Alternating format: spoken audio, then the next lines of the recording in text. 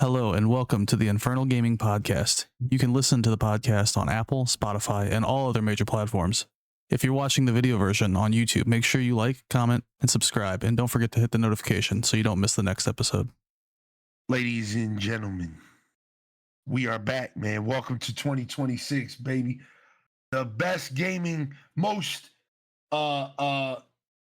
we terrible. This is a terrible podcast. I ain't gonna lie. Most inconsistent podcast of all time. Welcome back, man. First episode of 2026. It wasn't supposed to be like this. You know what I mean? Let me just start the podcast off like this, right? I did have an episode recorded for episode 116, right? It's supposed to be a Call of Duty podcast. I had brought Dr. Kai's on the show. I had King 7, if you remember him from the Game of the Year podcast. He was there. I had Zafir there again. And I had my boy Alter on the show. And something happened to the files. The files got corrupted. So an hour and a half of our lives is just kind of there, gone forever. So I was never able to release that podcast. That's supposed to come out like a month ago. So this is the first podcast of 2026 from the Inferno Gaming Podcast, episode 116. We're recording February 15th. So 5 days after my birthday and a day after Valentine's Day. Happy Valentine's Day. Happy birthday to your boy, man. I'm here with the best co-host of this show, man. You already know my boy Eknight117. What's good, brother? Hello. Salutations. How are you doing today? I'm good, man. Life is good, bro. Life is like today was a very productive day. I ain't gonna lie, man. You know what I mean, That's good. I got a lot done, and now we're recording this beautiful podcast, man. To start it off, I don't think I have any crazy announcements or anything like that. I do got a shout out. So we're gonna shout my boy Zafir. Well, his name's not Zafir. Somebody messed his name up. We call him Zafir, so everybody calls him Zafir now. But his name is really Zafir X. Shout out my boy Zafir X, one of the viewers, one of my boys, man, my brother, man. We always playing COD. You always hear him crashing out when we playing COD and shit like that. LGG, you already know, man. Shout out to him. Shout out to my boy. But yeah, that's all I got, man. So we're gonna start this podcast like we always do, man. Nothing changed here at the Inferno Gaming Podcast. We still got the same structure. Same everything. We're going to start this podcast off with some reviews, man. We don't really have too much to review. You probably see the title of this episode. That's going to be pretty much a review within itself. But I do got to review two games. The first of them being one of the last games I played of 2025, which was Metroid Prime 4 Beyond, man. Now, oh shit. How'd you like that? Well, we're gonna finish it tonight on stream. I'm literally at the last part of the game. Up until that point, how did you like it? I like it a lot. Okay. I think that shit was at like a 9.5 for me until a certain point. I'll talk about it in a second, but I think the game is really good. I think they went back to their roots with the Metroid Prime shit. The story's kind of man, like I really don't care about the story. Like it's just kind of, the story's mad uninteresting, man. Like so that's disappointing considering like every Metroid story's been super fucking. Even 3's story, which I think is probably the weakest. Yeah, 3 yeah, was but fire. out of all the primes, like I think that's the weakest one. I don't know, man. Metroid Prime 2 was kind of ass, bro. Like story wise, I hated that ether, the dark side, light side, like the mirror world shit. I ain't like that shit. I never finished 2, but I was hoping they would release it, for the Switch too. Yeah, me too. I don't know why they haven't done that, but the story for this is mad uninteresting. I would say, like, I think like basically what it is like Samus is sent into defend a Galactic Federation base. The opening is fucking fire. It is so cinematic for a Metroid game. Like it is insane. There's so much shit going on. What was that? Was it like 3's? Because 3 was pretty fucking top tier. Yeah, see, 3 was kind of crazy too. I'm not going to spoil anything, but a returning character comes back. You might have already seen. He comes back. Is it Rundus? No, not him. He Is comes it is it back. the is it Silex or whatever It's Silex. Helix? It's Silex. It's Silex from Silex. Metroid Prime Hunters. Yeah. He's with the Yeah. Space Pirates. He's with the Space Pirates. He releases a Metroid Prime. You fight that shit. It somehow hits this artifact that, like, I don't know, sends Samus and a bunch of Galactic Federation people into a different dimension or a different world. And it was a world by the people. They're called the Lamorn, and they were so like technologically advanced that they like basically killed their own species off or some shit like that. That's what I kind of gathered from like scanning shit. Okay. And the whole course of the game is basically like a Legend of Zelda game. You get 5 keys. You're supposed to get 5 master keys to unlock the master portal, so we can take the master teleporter out, so we can master. I mean, it's basically that. That's literally the premise of the game. Go to 5 areas, kill 5 bosses, get these 5 keys, get the fuck off of the planet. It's simple, right? You run into Galactic Federation people who are all voice characters. And they do follow you, and they are companions that can go down. You gotta res them and shit like that. That part's pretty dope. Like, cause I remember we talked about it when or initially before this game even came out, that we were kind of worried about the voice acted characters kind of Being annoying as fuck. it's not that bad. They actually add a lot of character to the game. They all have like their own unique character. Like there's Miles that everybody saw, who's like the engineer. So he's helping you upgrade, Samus's suit and shit like that. Then you run into like the sergeant, which is like a black guy. He's kind of like Sergeant Johnson from I almost said Call of Duty from Halo. Nigga, how'd you feel about that? That's crazy. That's crazy. I mean, hey, he might be in Call of Duty the way, Call of Duty's been like, it might add Sergeant Johnson. Bro, they haven't had any Halo content in that game at all. I'd be surprised. Yeah.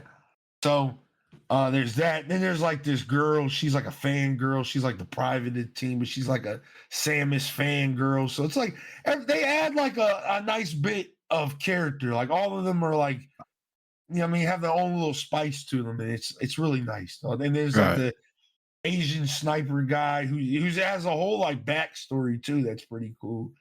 But yeah, they're not as bad as I thought they were gonna be. I think the biggest things besides the story that kind of bring the game down for me too is the open world aspect. So there's like this big open world desert that I know a lot of y'all who have any interest in the game have already seen. There's some kind of controversy behind that to where when you're in that area, there's no music, there's no nothing. It's just you riding your bike, and that's the only sound that you hear. But if you buy the Metroid Prime 4 Beyond amiibos, you get music.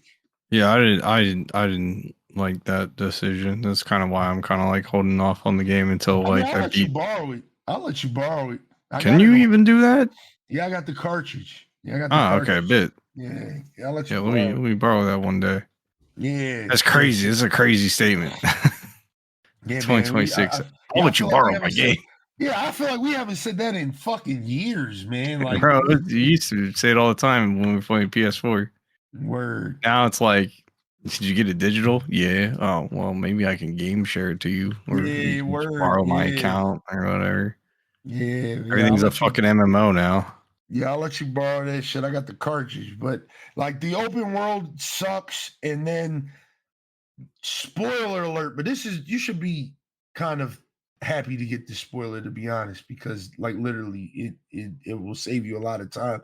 So you can't beat the game until you have this one material, and you have to have a lot of this one material. It's called green energy shards. You have to have all I don't know what the amount is. You just have to fill this bar up, to beat the game. Literally, to beat the game. You can't go to the last area until you complete a collectathon. And what I mean is you have to go through that empty open world area and run into these green shards or blow up these little deposits and shit like that and complete temples and shit to get enough green shards to complete the game. Yeah, bro, I always hate when like games rely on shit like that. Like, to progress. Like Yeah, I don't bro. mind it as like a static, like in Halo Infinite's like campaign, right? You have a little thing called Valor, and it lets you unlock like better weapons and vehicles and stuff through this campaign. I don't mind that because that's like optional, right? I don't need a Yeah. WASP to beat the game. I just got to do the missions. So like when you tie an unknown resource or challenge progression system to the main story quest line, it kills the pacing of the game. Is one of the reasons why Anthem was like a pain in the ass, because there's like one quest in the middle of the actual game where you just were just grinding resources, and it took like basically a full real life day to do. Yeah, And it's like man. no one wanted to do it because it's annoying as shit. Yeah, well, it's here, man, in Metroid Prime 4. So I found that out at the end of the game. Like I was literally ready to beat the game and everything, and it was like, you don't have enough green shards to basically get, I think you get an upgrade that lets you get to the final area. So you need to have these green. And listen, and maybe to my, fault. I mean, I heard a lot of like, because I watched a lot of reviews. A lot of reviews said the same thing. Like it kind of does it. It tells you in the beginning of the game, like it's like, hey, you can collect these green energy shards, right? To unlock this door. You know what I mean, or unlock this. It's called the I forget what it's called, like the life fruit or something like that. So you Okay. take it to this room, you deposit all your shards, and for every tier it gives you like an item. Like, so the first tier, it enhances your shot, the second it enhances your shot again, and then the third one I think is like it gives you like a better radar, and then the fourth one is like what you need to beat the fucking game. Yeah, So like if it's like incremental stuff like that, I don't mind, as long as it's not like major power ups that would basically just defeat the whole Metroidvania style gameplay, which is what you come to love from Metroid. yeah, Like I don't think it should be reliant on like, oh, you don't have enough green shards to unlock space jump. Oh no, yeah, go no, it's not farm, like go that. But farm. if you're not casually getting the green shards throughout the story mode, which you can if you like take your time to just kind of do everything. Like it's one Yeah. of those games that's kind of like, hey, it wants you to like do everything basically. So I if don't you're just trying mind to, if it was like a collectible type thing where it was like you get like, oh, your guns are slightly powerful or your jump slightly yeah, higher, something like that. yeah, Something just like incremental, and that's like you don't need it to be to beat the game, yeah, but you it need that would last make the power up game a to beat the little game. easier. Yeah, Yeah. you need that Like, last power up to beat the game. So which is dumb. I'm taking point 0.5 away from that for sure. Cause like It's a that pointless collectathon fetch was, quest. yeah, it was bad. But other than that, combat solid. The controls are beautiful. I have never played it in handheld mode. I've always played it docked, because playing it docked, you can switch between quality and performance. And I think performance bumps it up to maybe 60 frames or 120 frames. I can Google Saying that we real getting quick. 60 FPS on this shit. I think it's What the fuck? 120 frames. Hold on, let me see. Metroid Prime 4 FPS. Let me see. Uh yeah, in performance docked, it's 120 frames.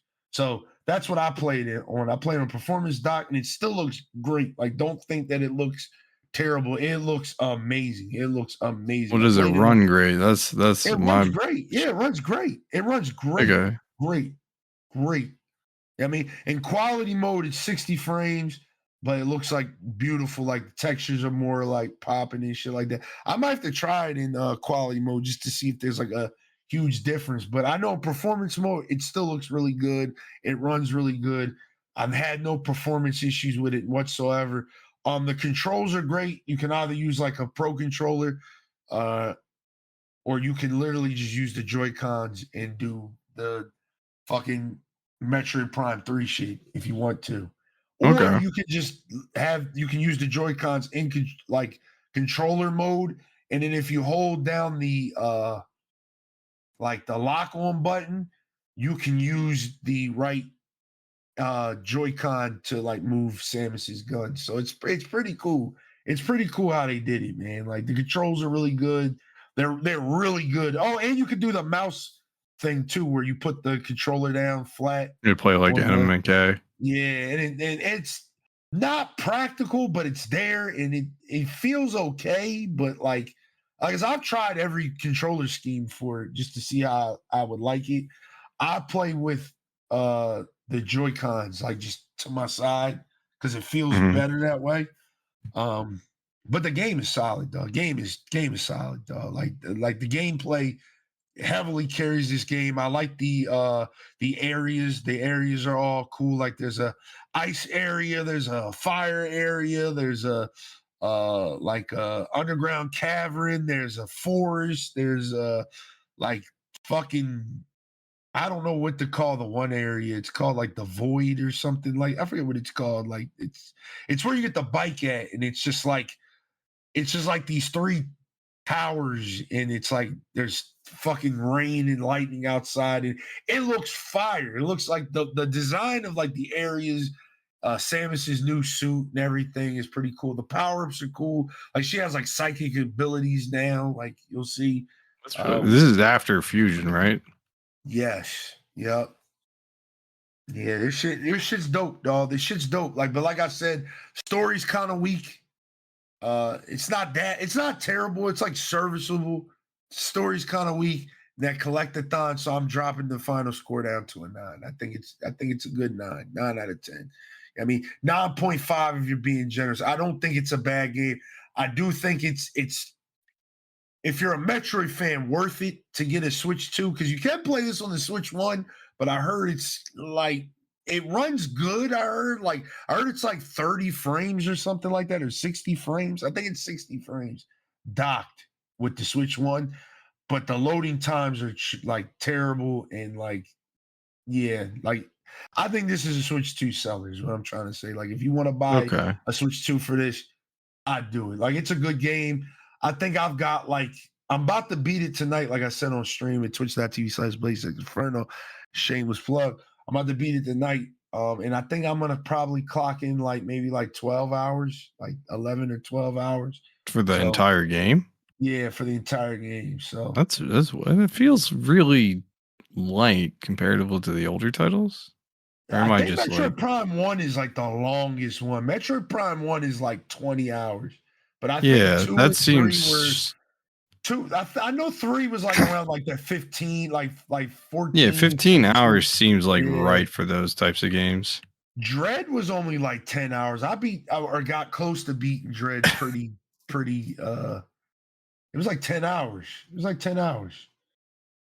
Yeah, I beat Dread within I think about 10, 12 hours. Yeah. With resets and everything. Yeah, so I don't think it's that bad. Like I said, the good thing about Nintendo games and Metroid games in general is like they have really good replayability. I know if you beat the game, you get like a new game plus, and then there's like a new difficulty that unlocks and stuff. So there's reasons to go back and play it, like for those type of people who do that. Now, I think that's the good thing about games like Metroid, Resident Evil. That I've always liked, that they have like incredible replayability. Like how many times have we played Metroid Fusion? You know what I'm saying? Like those games. Well, Fusion is just a different type of fun. Yeah. So they have good replayability. I mean, especially Nintendo titles in general just have really good replayability. So I mean, I think 9 is like a good number for this one, man. So yeah. The second game we have to review, I don't know if you played this one. I don't know if you played it's the Riot fighting game, right? Yes, 2XKO. I've never played it. I've seen it, but it's like, isn't it a 2v2 like Multiverses was? Yep. It basically so it's like you and a friend both pick a character, and you can tag them in, swap them in, and stuff like that. We're going to kind of speed run this review because like I only think I have like 4 or 5 hours in it, and I've only played casual. I've never played ranked. Every time I went to go play ranked, it was fucking offline for some reason. It's probably go ahead. It just came out, right? It came out in January, I believe. I can look up the date. It's been out technically, like it's been out on PC. But like it was like it came out of like all of its shit like like the end of January. Let me see. Officially released January 20th. That was season 1. Season 1 started. Positives. The game is free to play. You know what I mean? That's always a good one. It's free to play. That's kind of where it stops. So, like, I mean, I ain't gonna lie, for a fighting game with a League of Legends roster, you would think they would have more characters. There's only like 10 characters, bro. Like, well, yeah, they pick. They're gonna probably release more characters. Yeah, they definitely are. But at release, I kind of wanted more, man. I ain't gonna lie. I will say another positive is a lot of the characters do play very differently from each other. Like there's no like. Does it play more like Street Fighter or like BlazBlue or something like that? It plays more of like a BlazBlue, Guilty Gear type game. Yeah, for sure, dog, for sure. The combos are easy to pull off. There's kind of like one button combos. I think that's like kind of like the default. So like if you were a fighting game enthusiast, would you be like, oh yeah, this is the best game ever? Or would you be like, I could play this on a Saturday night with a bunch of friends for an hour? Yeah. This is like a casual, like, I'm pretty sure like if you were like a fighting game enthusiast, like the rank play would kind of entice you and stuff like that. But like the one thing I don't like when I was playing it with a friend, shout out Gundar. We were playing together, and it was like it'll match you with people who are just playing solo. So it'll be you and your friend versus this one person who can control 2 players or 2 characters. And like, I'm not going to say it's like a buff, but it kind of is to be able to control both characters. You know what I mean? Okay. Because there's like a skill to like knowing when to tag in your teammate, knowing when to use, because so you like, can use your so for reference, it's like you're playing one character, Gundar picks another. When you tag in, your character goes in first and you control him, and then as soon as you're like, all right, I need to tag out, Gundar starts playing. Yep. All right, that's a little weird, but all right. It's like, no, it works really seamless, like really seamless, though. Like even when the match starts, like when it's like ready, fight, like you can literally just be like, yo, I don't feel like going first. Go ahead. You can tag them in instantly, just swap them right there. You know what I mean? So and then there's like off-screen abilities you can do. So like you can hit your triggers, hit your face buttons to like, hit like your blast or whatever, ability that character has to like kind of do something. There's also like a break system. So if like your teammates getting rolled on, you can literally like come in and like push the enemy off of your opponent or off of your teammate. It's called a break, to kind of like reset the fight a little bit. That's pretty cool. But other than that, like I think it's all right. Like I think I just need to see more characters. I think you start with like 4 of the 10 unlocked, and then the rest, it gives you 1 unlock token to start with. And then one of the characters you unlock through just playing the game. Like Caitlyn, you get her from just playing the game. So you essentially get 6 of the 10 characters. You know what I mean? Okay. Pretty early. You know what I mean? And I do think if you have Game Pass, you just have the whole roster from the rip. You just have the whole roster. Does it do that thing where it just rotates through free-to-play characters? It does that. Yeah, like this week it'll do Warwick. Warwick will be free, and then this person will be locked. Like, yeah, it does that. Like, I think the game is good. It just probably needs more time. Like, I think maybe in like 6 months or so, I'll probably revisit this game when it has, a little bit more going for it. Like, I think like fighting games just need an active roster. It needs a big roster. You know what I mean? Like, I think like a game like Street Fighter, we learned with Street Fighter 5, like you can't get away with just having like the bare minimum of a roster. You need to have a robust roster. So just everybody can kind of play and have different, playing styles, because that's just how fighting games are. Like everybody plays fighting games in their own way. I mean, so when you limit the roster, you kind of limit the ways that people can play. And I think that when this roster gets a little bigger, hopefully they're not stingy with the characters. hopefully we see like 2 characters a season, something like that. Because no, it's a League of Legends property. Like it has the roster. They have over 300 champions in League of Legends. They could easily, get some of these. Yeah, they can. Yeah, they have a shit ton of dudes in their main franchise they can source from. That makes perfect sense. But whether or not those characters translate perfectly on a fighting game remains to be seen. I don't think this game needs 300, characters, but I think like a nice little, like if we had like a Marvel vs. Capcom 3 roster where it's like 30 people, like that would be nice. Like I think tag team games need more than 10 fucking characters at launch. So but it is surprising that it's not getting the multiverse treatment right now, where it was like super interesting, and now everyone's like.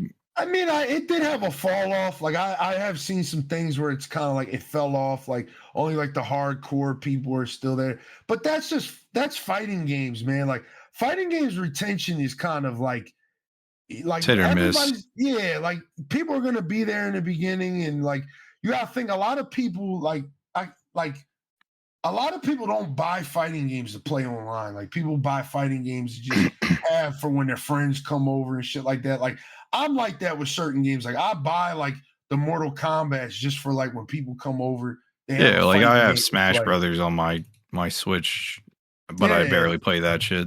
Yeah, I'm not playing that shit online. Like to get rolled by these people who don't get the fuck off the game. Like I'd rather just play with. It's also one of the frustrating things with fighting games is like if you get into a match with any type of input lag, it's just like what the fuck. Yeah. The only game I play online and I play ranked is Street Fighter 6 because I've just been playing Street Fighter for so long at this point that that's just where I'm at with it. Like I don't mind playing Street Fighter online and shit like that. So, game's cool. I don't know where to rate it. Like I think for me right now, it's like a solid 7. Like it's cool. Like I think it would be a lot better if I had more friends to play the game with, but to get my PC friends to download the Riot client is like telling them, hey, you should go and get COVID on purpose. For some people. So, Riot people do not like the Riot client. Well, it's just PC. Downloading a client for one game is rough, especially when like you got launchers that are like I have a fucking 1,000 launchers. And so luckily Steam bypasses like half of them, like Halo's like the Microsoft launcher or fucking what's it called? EA's launcher for Titanfall. And I uninstalled Siege, so now I gotta reinstall Siege and then reinstall fucking Ubisoft Connect. Oh my god, Ubisoft Connect is probably the most frustrating fucking thing in the world. It is when playing their own fucking game because it'll literally pop up and be like, hey, I see that you're in the middle of playing our game. Let me just pop up and kick you out of your fucking game while you're playing it. I can't wait to play I hate that shit so much. Siege's back, But yeah, I think it's like a solid 7 for me, man. Like I ain't gonna. I'm not gonna write. Don't you mean much. A solid snake? Ooh, I like that, man. You know what IGN gave a 7, man? Did you see what game that IGN gave a 7? Every game they've ever reviewed. I don't know. That's facts, but our main topic for today's podcast. Oh yeah, Highguard. Yeah, man. That's right, man. So Highguard released January 26, 2026 to mixed reviews. Ever since it was shown off at the end of the Game Awards in December, it's been an incredible hate, man. Most people cite that the game is just another generic hero shooter. On release, it seems that the people who actually played it, give it a chance, thought it was decent, but the hate was still there, giving it mixed reviews on Steam. Okay. Also, it's reported too that just a few weeks after the game released, there was major layoffs at the studio. I think it's called like Wild. It literally just happened like 2 days ago. Yeah, like it just happened. Yeah, bro. So, you played it? The floor to you. Yeah, I played a lot of it. So I'm gonna let you talk first, man. I've been talking a lot, man. So have you played it? You played it? I have about 30 hours in Highguard.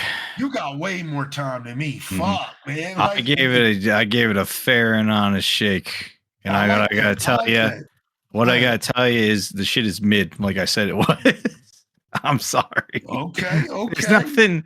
There are some things there. At least you tried it. There are some things there that I think would be great if they just fleshed it out a little bit more and emphasized. And there are things there that don't need to be there and are pointless. And there's also things there that I can't like go and separate. Oh, this is Highguard's game mechanic. It's like, no, this is Apex. I'm playing Apex right now.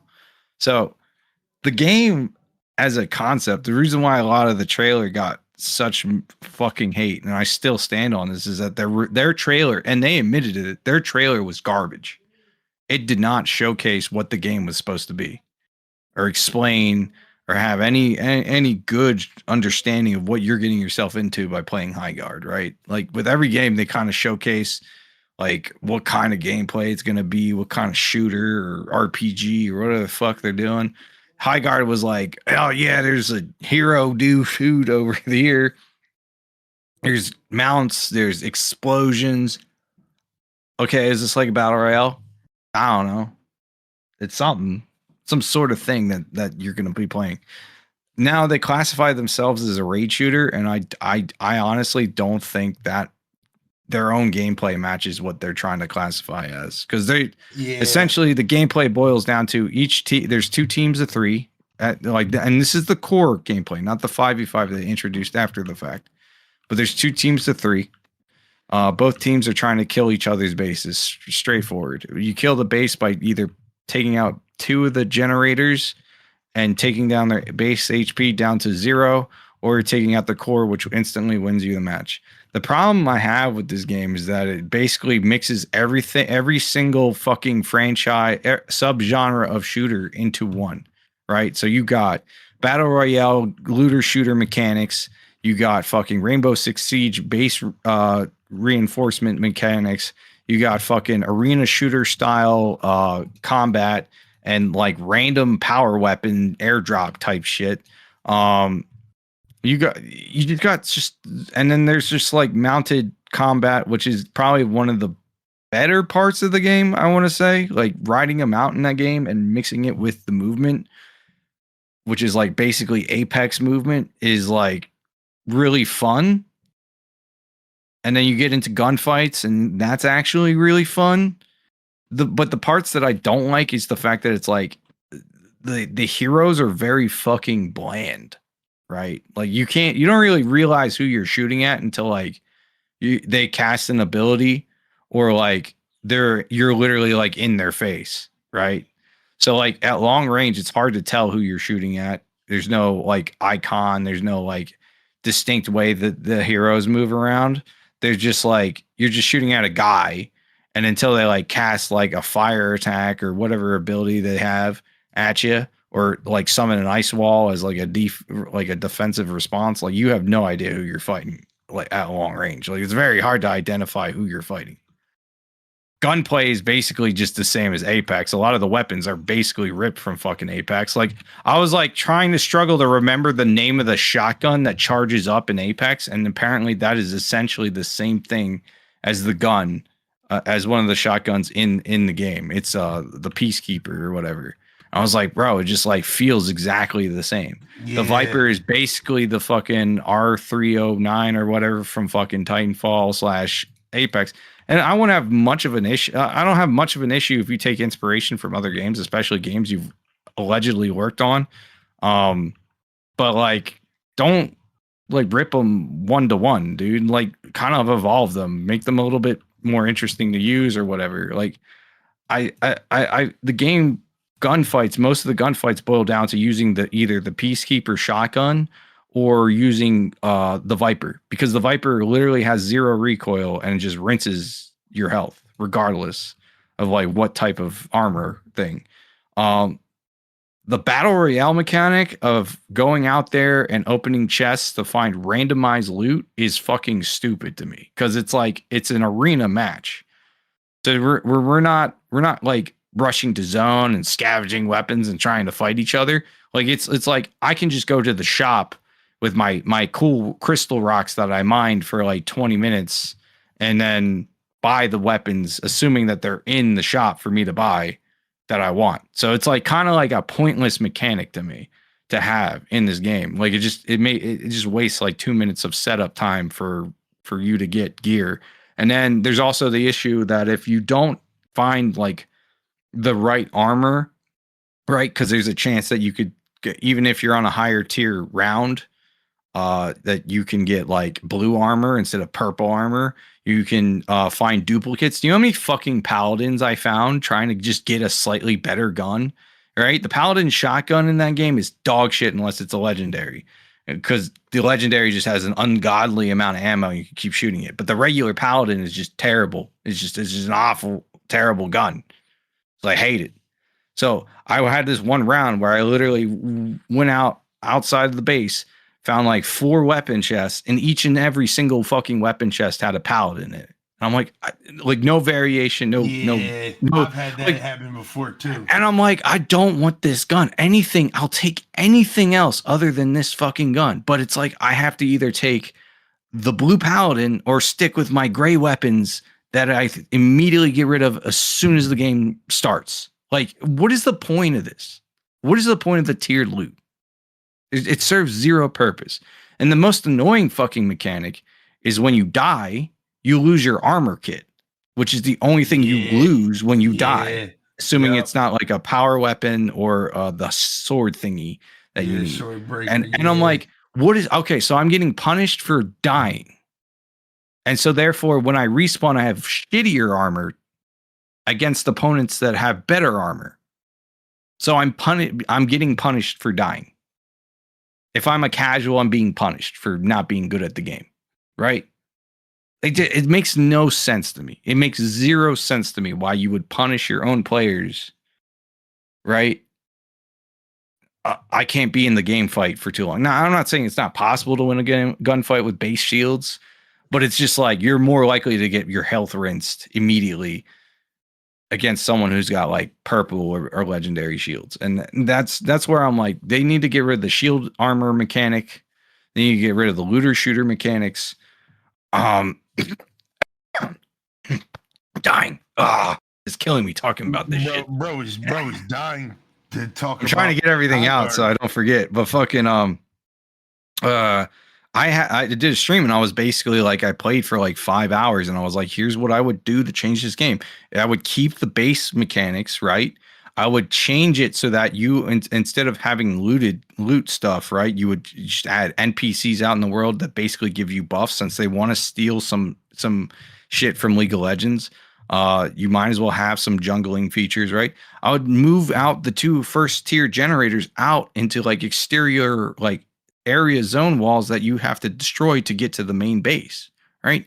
Basically turn it into a castle siege shooter, right? Which is still the same concept as what they're going for, where you're going back and forth. I would change the mechanic with the sword thing, where one, you would use it as an actual weapon, but you can also use it as a way to temporarily open the shield so that you can get into the enemy base, which is kind of what it does now. But it's weird that like the phase where you have to raid the base raid phase is the most fun part of their game, because that's where all the action is, right? Everything else is just downtime and then getting harassed by enemy players, assuming that they don't find any gear, or they're not focused on finding gear first. You know what I mean?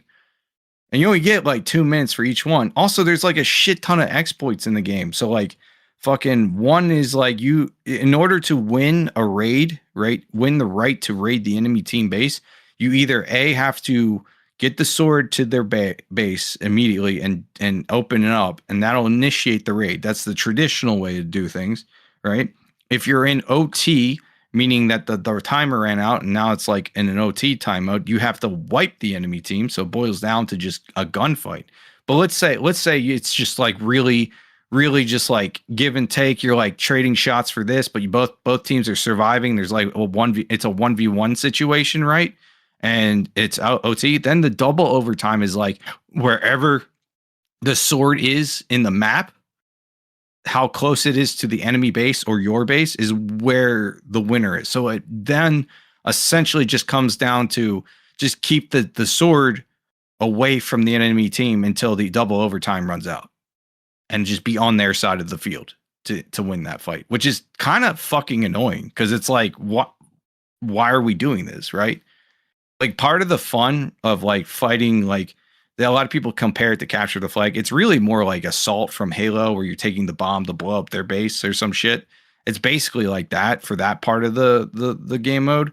But like fucking the fun part about, I guess, the fighting over the objective is the whole tension of fighting over the objective. The fact that the rounds are rushing me through every single fucking phase of this game means that there's no time for you to really like enjoy the chaos. And it's more like you just got to go, and get it done, get it done. Like it works for games like Rainbow Six Siege because it's an attack phase, it's a defense phase, right? Like you have 3 minutes to attack the base, you have 3 minutes to defend against the attackers. That's it. That's all there is, right? And the only OT is if the bomb gets planted, right? This game, it's like, yeah, there's OT for the sword phase, but then there's double OT for the sword phase.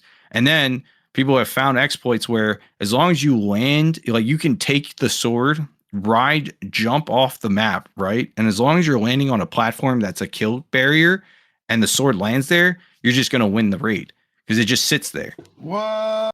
Yeah, you can't get it back. I don't know if they patched it recently, but this has happened to me multiple times where we've lost a fight because the enemy team immediately beelines to a cliff face near our base and just jumps off and dies. And therefore it goes into double overtime. And all they have to do is go hide. As long as none of them die, right? They win. Nah, that's kind of crazy, dog. That's kind of crazy. You see what I mean? Like that's an exploit. Another exploit that I found when I was playing is that you can, as soon as you initiate the raid, if a enemy player is walking out of their base, you can just walk right in. Like if the shield opens up, you know how the shield opens up when you leave? Yeah. You just walk right in. And normally there's a 10-second kill thing for anyone that's not supposed to be there. But if the raid is starting up, you basically have an additional, like that kill thing goes away within like 3 seconds. So you basically get a head start onto rushing into someone's base. It's happened to me twice. I've done it once, and then my teammate has done it once. It is the stupidest shit. That's kind of why I'm like, what are you going for with this type of game, right? Like, don't get me wrong, the Apex gun mechanics are fun, and the gunfights are fun. The hero abilities are kind of like hit or miss. Like some of them are like good, some of them are like OP, and some of them are just like, why the fuck is this a thing? Like super situational.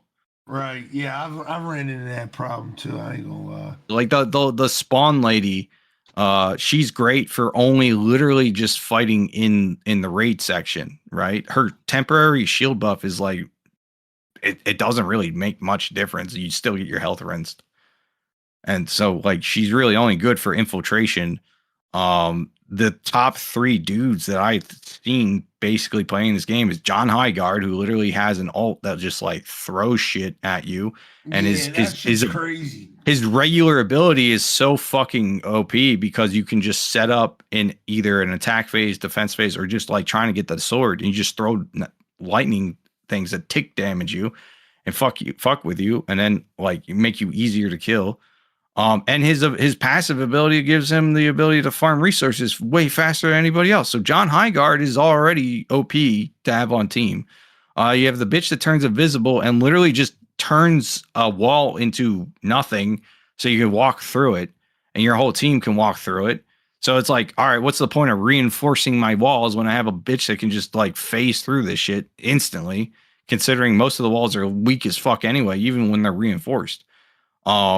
And then you have what's her name? You have Lion from fucking Rainbow Six Siege. She literally gets like a free Lion ability. She's wall hacks for everybody. If you get spotted, you have to not move to not get spotted, but she can cast that 3 times in a row. So it's basically you're going to get spotted. And then her ult is the same thing, but she just controls the bird and shoots smokes out. Like it's, and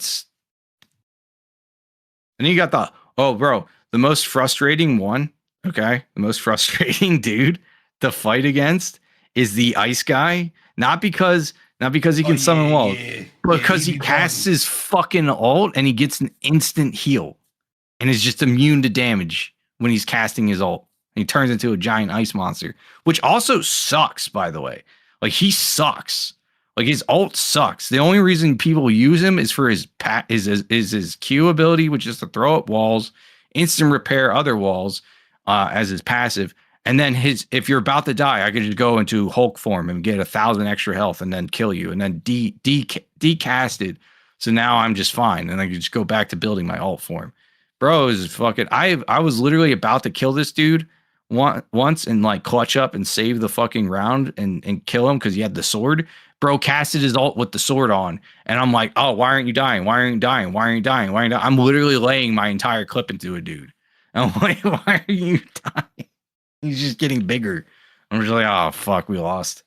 All right. And then as soon as he casted that, he kills me and then runs over the thing, decasts, and then just starts the raid. And it's just like, oh, okay, I got out fucking played, but like, God, that feels so bad. All right. So I think the hero shooter mechanic is kind of like, it shouldn't be there. It kind of shouldn't be there. It shouldn't be part of it. But I can forgive it if if it were a 6v6 game, I'd be like, oh, okay, yeah, that's fine. And I did play the 5v5 for a little bit. And honestly, the way they have the loot set up is just, it's not. Someone on your team is always going to be bombing because they can't get enough shields or good weapons. Yeah. Because you have to share all that loot with four other people. So it's like you either like fuck off and hope nobody follows you, which is annoying as shit, or you're just screwed. Just got to deal with it. So I think everybody that called the game mid at the awards, right? And like, I don't think it's a Concord 2, but like it definitely is mid. Like it's a mid game. It could have been, I feel like it's a mid unfocused game. It has like an identity crisis, kind of like what like X Defiant was and Splitgate 2 kind of was.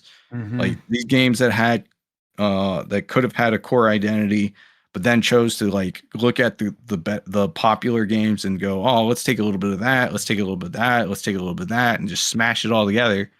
And it's just like, but then you get some like Frankenstein shit that's kind of okay. Like what made you stop playing X Defiant, bro? Like what makes you stop playing that game? Was like, for me, it was like these weird ass like team abilities that you can only have. Yeah, I think it was lack of content. I think that game not having like a TDM and like just the core game modes, like I think like, not to make this like an X Defiant conversation, but I think like that game just lacked content. Like I think what is content? What do you mean by content? Because Overwatch 2016 had one or two game modes when it first came out, and it was a full release paid game. But that's the same thing with Counter-Strike. Like when a game is hyper focused on what it is trying to be, you don't need all the extra shit. It's nice. That's what I'm saying. It's nice to have it, but it doesn't need it. Like X Defiant inherently, and I don't care what anybody wants to say about that, it wanted to be Call of Duty. It wanted to be in the same conversation as a Call of Duty game. So when it came out and it just didn't have anything, again, the things that made Call of nothing Duty that really could compete with Call of Duty. It was weird to me that they were calling themselves COD killers and shit. And I was like, all right, maybe the gunplay is good, but like Call of Duty has Warzone. The gunplay was subpar. No TDM, no search and destroy. It had the payload game mode, which was cool. Which is the only game mode that you wanted to play for that because it's the only fun game mode, right? But everything else, like map design wise, I had problems with it because it was like, oh, the maps were like, oh, here's a waist high wall you can't jump over. I'm like, okay, we got COD map design over here for your COD killer game. Their main mode was fucking hardpoint, which it wasn't hardpoint. My fault. It was domination, and then they had hardpoint as like the second mode, and it was payload, and I forget what the fourth mode. Payload was like the game mode I played the most out of X Defiant that I had the most fun with because it was actually like shit's going on. The same thing I can say for Splitgate 2. It was like the thing I enjoyed about Splitgate 2 was the BTB game mode they had. I didn't really care for the 4v4s because it was super ultra competitive, and it was like half fucking arena shooter, half fucking hero shooter, half fucking Call of Duty shooter. Like I was like, X Defiant had a lot of the things I just mentioned and you just mentioned, like not on release, but maybe like 15 days after, maybe like a month after, I think that game would have survived. I think the problem was it took them too long to fix a lot of the problems because again, that game had a desync issue. Remember that? It had a crazy desync issue.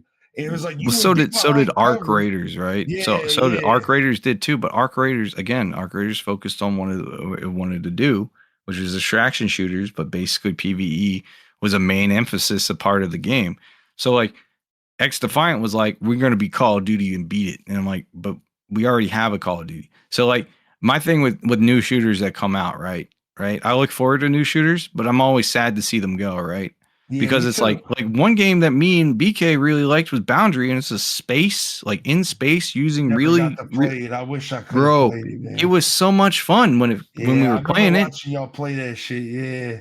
It's like it's all about space shooting. It's a hero shooter, technically, more like Siege, but like it was fun and it was really cool. But the problem is that they just didn't make content for it, or they didn't have like a focus for this game mode, right? The same thing I'm going to see here with Highguard. They just laid off 90% of their devs, so this is definitely like death throes type shit. Last ditch effort to try and keep the studio alive, but this shit is going to go down and possibly just die, because the last time I've seen a studio do this was Halo Infinite Studio. They went down to a skeleton crew. Now, granted, they had Microsoft backing them, so they weren't going to let it die, but like fucking they're independent studio, Wildlight. So like it doesn't make sense to me that the way you went about marketing this game, going from pinnacle spot in the Game Awards, getting the most spotlight at the end of the Game Awards, then going back to your shadow drop strategy, which is fucking stupid. I would pivot. If you were getting featured in the Game Awards, first of all, I'd make a. But did you hear the rumor behind that was that they really didn't want to be announced? Yeah, Jeff was like, let me do it. And then they jumped on it. But like, that's the thing. If you're going to jump on that opportunity, you should know how to pivot with that opportunity. You could have came out with YouTube videos showing off more and more gameplay. Right. You had about, what was it? Late December was Game Awards. Right. Yeah. So you had about a month and a half to come out with a couple YouTube videos, some marketing and shit like that. Right. And not only that, you had plenty of time to beta test your fucking game. Right. Like even before this, like you were gonna shadow drop like Apex. Like it feels like the guy that worked at Apex Legends, right? The guy that wanted to use that tagline, and this is the fucking rant I fucking hate, is when game devs use from the makers of insert game studio, because all you're telling your audience when you do that shit is that game is gonna be like the last game we made. That's it. That's all the normies are going to get from that shit.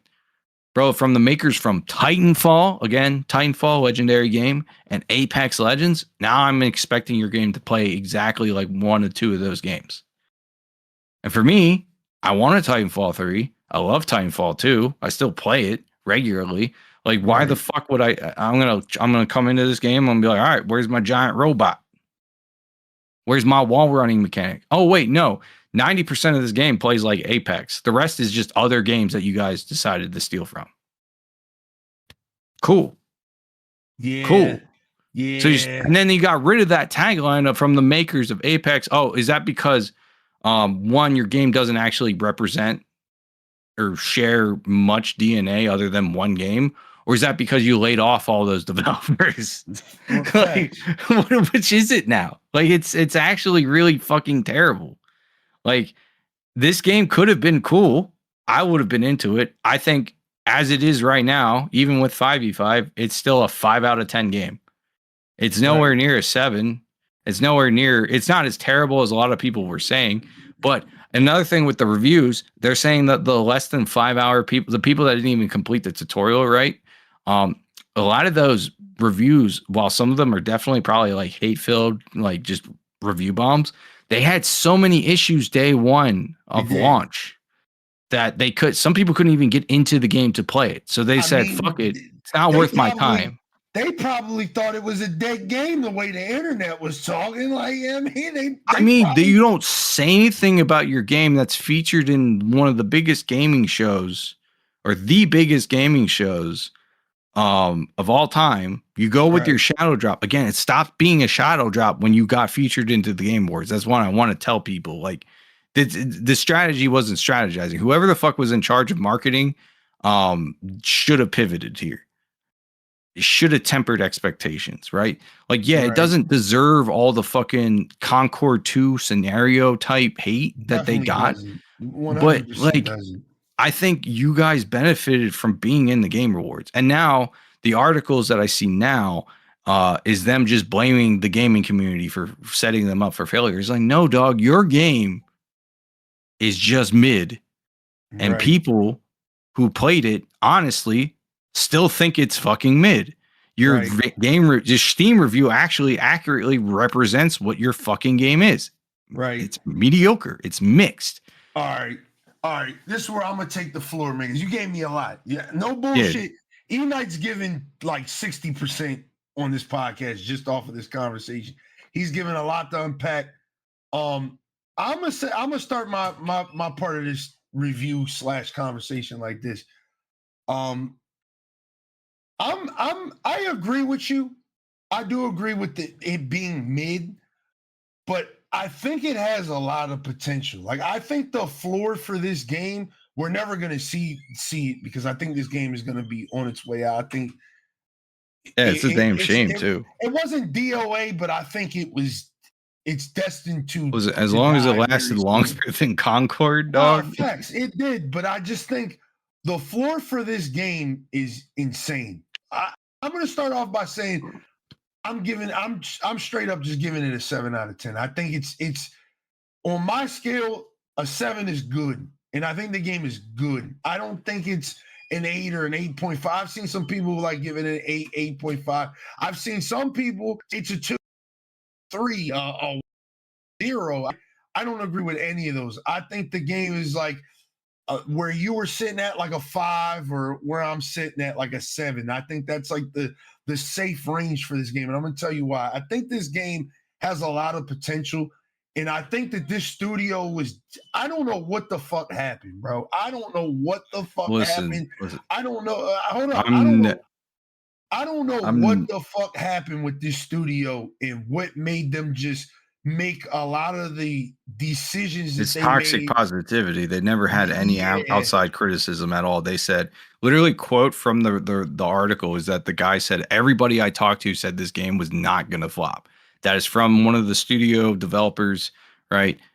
That's the same language from fucking Concord. So basically, they had a bunch of people, yes men, surrounding them the entire time saying, yes, this is going to be great. Yes, it's going to be fine. Yes, it's going to be good. And it's okay to have positivity like that. But like, when I'm looking, like, if I edit a video and I put it out and I go, yeah, what do you guys think? And someone tells me, oh, it's good, it's fine. I'm like, okay, cool. And then I go over and talk to someone that I know is going to give me shit. He's like, I ain't like this part. Those are the people I want to talk to, because that tells me, okay, this is where I messed up. Like, and then when they start telling me I'm doing good, and I'm like, okay, now I'm validated in what I just put out. The fact that everybody in the studio, including other gaming industry heads and figures, going around and giving you a circle jerk about how good your game is not good, because fucking give it to the public. The public will have a totally different mindset than what some fucking game journalist is going to be doing, because half these game journalists don't even play games when they review them. Right. So like, why the fuck would you trust people that barely do the job that they're supposed to be doing, instead of just like start promoting? Like, you think, isn't it weird that like a game journalist is going on a hill to die on for like Concord and shit, right? It's okay to like the game, right? But it's not okay to not acknowledge the clear faults in the fucking exactly. That's like, you're not living in reality. You're just doing propaganda for it. Like, oh, listen, love this game. What he just said is what I want, the listener, I want y'all to take in for the rest of the podcast, because that's literally where I was going to get to. I think it's okay to see something and be like, hey, this isn't for me. I don't really like this. I'm going to pass on that. Like, that's how again, I always got to give y'all this example, because I feel like it's just the best example I can give y'all. I'm a forever give it to y'all. I'm just not the target demographic for these Souls-like games. It's not for me. I don't like the games. I can see, the popularity in the games. I can see why the appeal like to other those. people. Yeah, But I don't think those games are for me. So when I joke around and say Elden Ring is shit, this game is ass, I'd really be playing. I literally gave that game with the limited amount of time that I played it because 2022 is kind of an ass year. I think I had it at like my number 2 for that year. You know what I mean? Like it was a really ass year for games, but I put it at my number 2 just because I respected the what the game was, what it did. Like honestly, what it did more than anything else. You know what I mean? And yeah. I think the problem with the world now, it's not just gaming, it's like literally the world. Like you see it with like musicians, you see it with actors, you see it everywhere. Is like people just don't know when to just be like, hey, this isn't for me, or I don't like this. People have to literally insert their they have to make something their entire persona. You know what I mean? Like it has to become a part of them. Like that was what pissed me off the most about Concord. Like I didn't care like what people thought about the game because I played the game and I thought it was pretty decent. But I came on the podcast and told you, hey, this game has a lot of fucking problems. These characters are not good to look at. I don't enjoy playing a lot of these characters, but I enjoyed the gunplay a lot. I thought that game's gunplay was fucking 9 out of 10, dog. You know what I mean? And that's what I bought it on. It's a $40 game. Dog, fuck it. I play it for fucking 20 hours. I got my money back. 10 hours, I got my money back. You know what I mean? Right. I didn't care about it. Like with this Highguard shit, like the way I was looking at it, and again, like when we talked about it, the Game of the Year, podcast, what I was just basically telling people is like, this is a free-to-play game. You have nothing to lose to just give it 3-4 hours of your life. Like you have nothing to lose. And if you truly just don't like it, guess what? Don't like it and walk away from the product. Like I think the problem is people make hating something just their entire persona. And then they turn around and say, why the fuck is every game trying to be Fortnite? Why is Battlefield trying to copy a dead game? Yeah. But when you look at the statistics, what is the top games? What are the top games? And that's the thing I'm going to forever try to convey to y'all. If y'all want change, y'all not hating the right way, number one. That's the problem. Y'all not hating the right way. I think that's one of the issues. But I also think that, like, this whole negative persona we have about things is the reason why these games just kind of come out, they die, and then we say, why is everything trying to be Fortnite? Why are we getting another live service? Why are we doing this? Why are we doing that? And then again, you look at the Game Awards, you see a game like Expedition 33 come out, sweet, get everything. People don't understand it. But you got to understand the reason why games like Expedition, games like Baldur's Gate, games like Elden Ring, games like, it didn't win anything, but Death Stranding, I'm going to put in there. These games give it's just a different mold from what we have on our day-to-day. And I think the problem with Highguard, I say all this to say, the biggest problem with Highguard is that it takes every negative stigma from the industry and just put it into their game. Not just put it into their game, they injected that shit into the DNA. That shit is like 100% a rip half the time. It's like they took every little fucking top check mark of a game box and was like, we have to put that in our game. Open world got to put that in our game. Heroes got to put that in our game. Fucking loot mechanics got to put that in our game. Arc Raiders is hot right now. People like raiding. Put that in our game.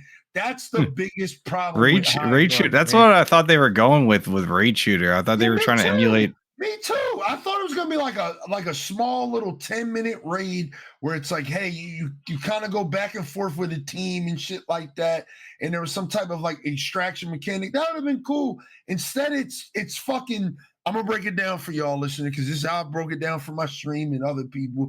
Is that at first it is literally a battle royale, and then it turns into capture the flag.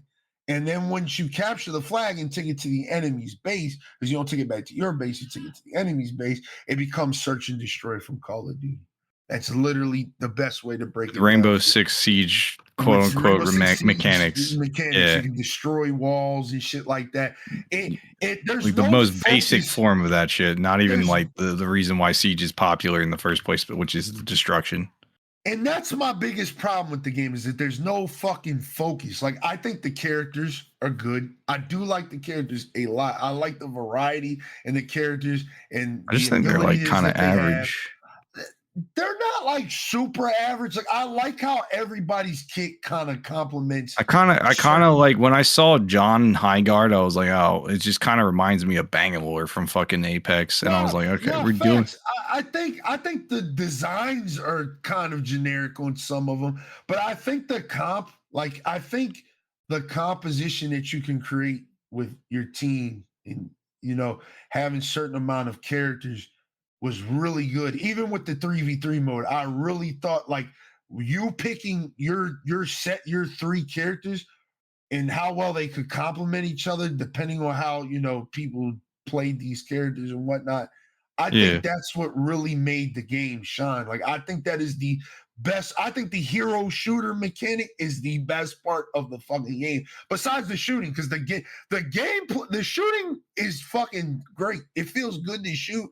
I just think my biggest problem is the TTK gets a little.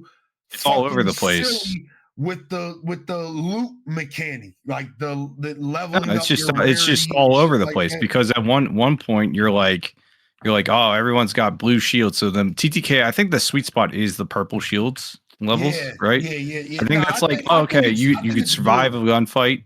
I think I think blue's a little too. I think blue's a little too low. Because I think the problem. No, because you got to factor in.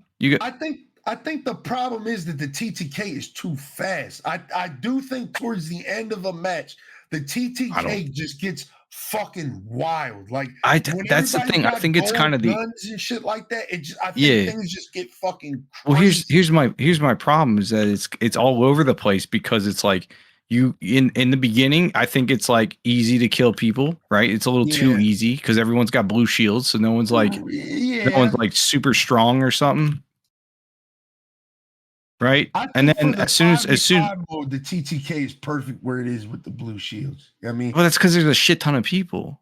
Yeah. That's the difference. But I think purple shields is exactly where it should be because it's just hard enough to kill you where you have to actually put effort in to kill the person. I think you're right. And then at the same time, if you have good guns, you will actually rinse their health out. But the problem is that because everyone gets up to gold shields, right? It's not like gold shields are like rare or anything in the final rounds.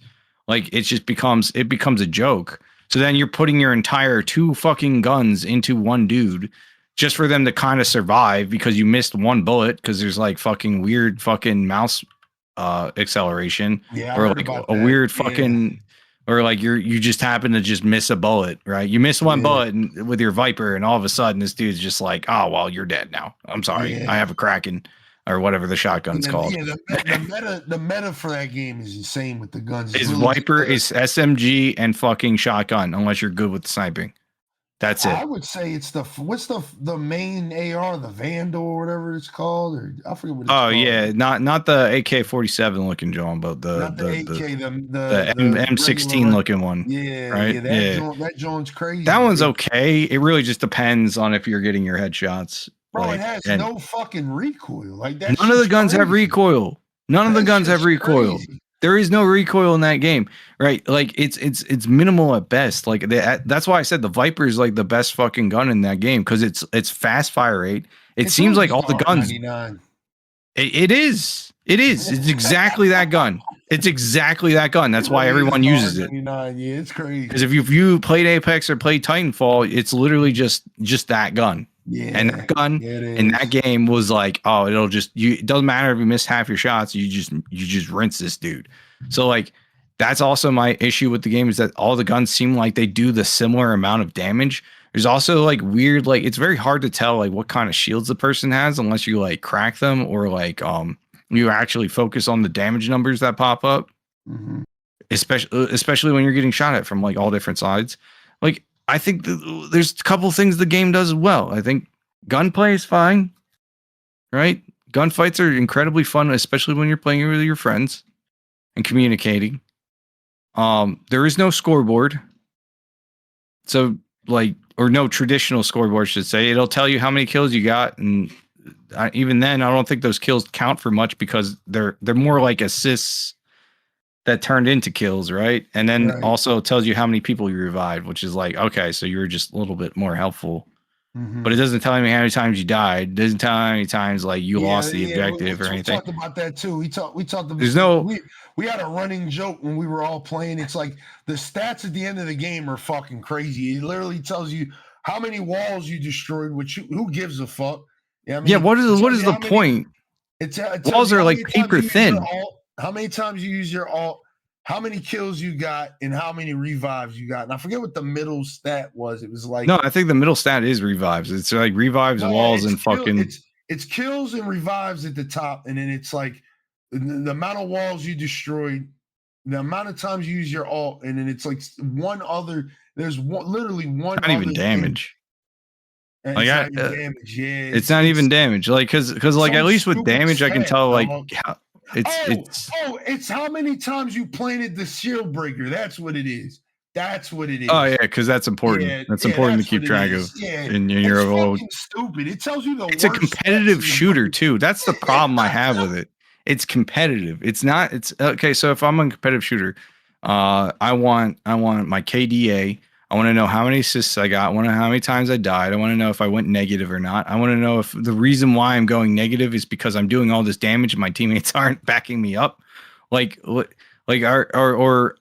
I'm playing a support role type class or hero, I should say, and then like fucking like I'm not doing damage, but I'm like repairing shit. Like give me a repair score or something like that for like walls and stuff like that. But no, I get none of that. And then it's like I've had people just quit on me, right? Because they think we're losing, so that they'll just quit. Okay, now what? Oh, something pops up and says, you guys can leave now. I'm like, I'm 25 minutes into this game, and now I gotta leave because my teammate was like rage quitting because we're not insta wiping the other team.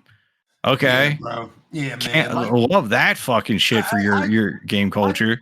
I think this game just suffers like strongly from just literally lack of focus. Like I think if this game was a little bit more focusing, because again, the shooting is good. It is literally the fucking meme from 2020, from 2002. You know the memes for Call of Duty, Grand Theft, Halo, Battlefield 6, like that meme, like the greatest game ever. It's just all the top tier games at that time, smashed together. That's what this game is. Yeah, it's like, what if we took everything and just mixed it up and shat it out? If I had to say what would make this game like an 8 or a 9, because that's what I kind of like to do. I like to play that game of like, what if, right? Like I did with X Define.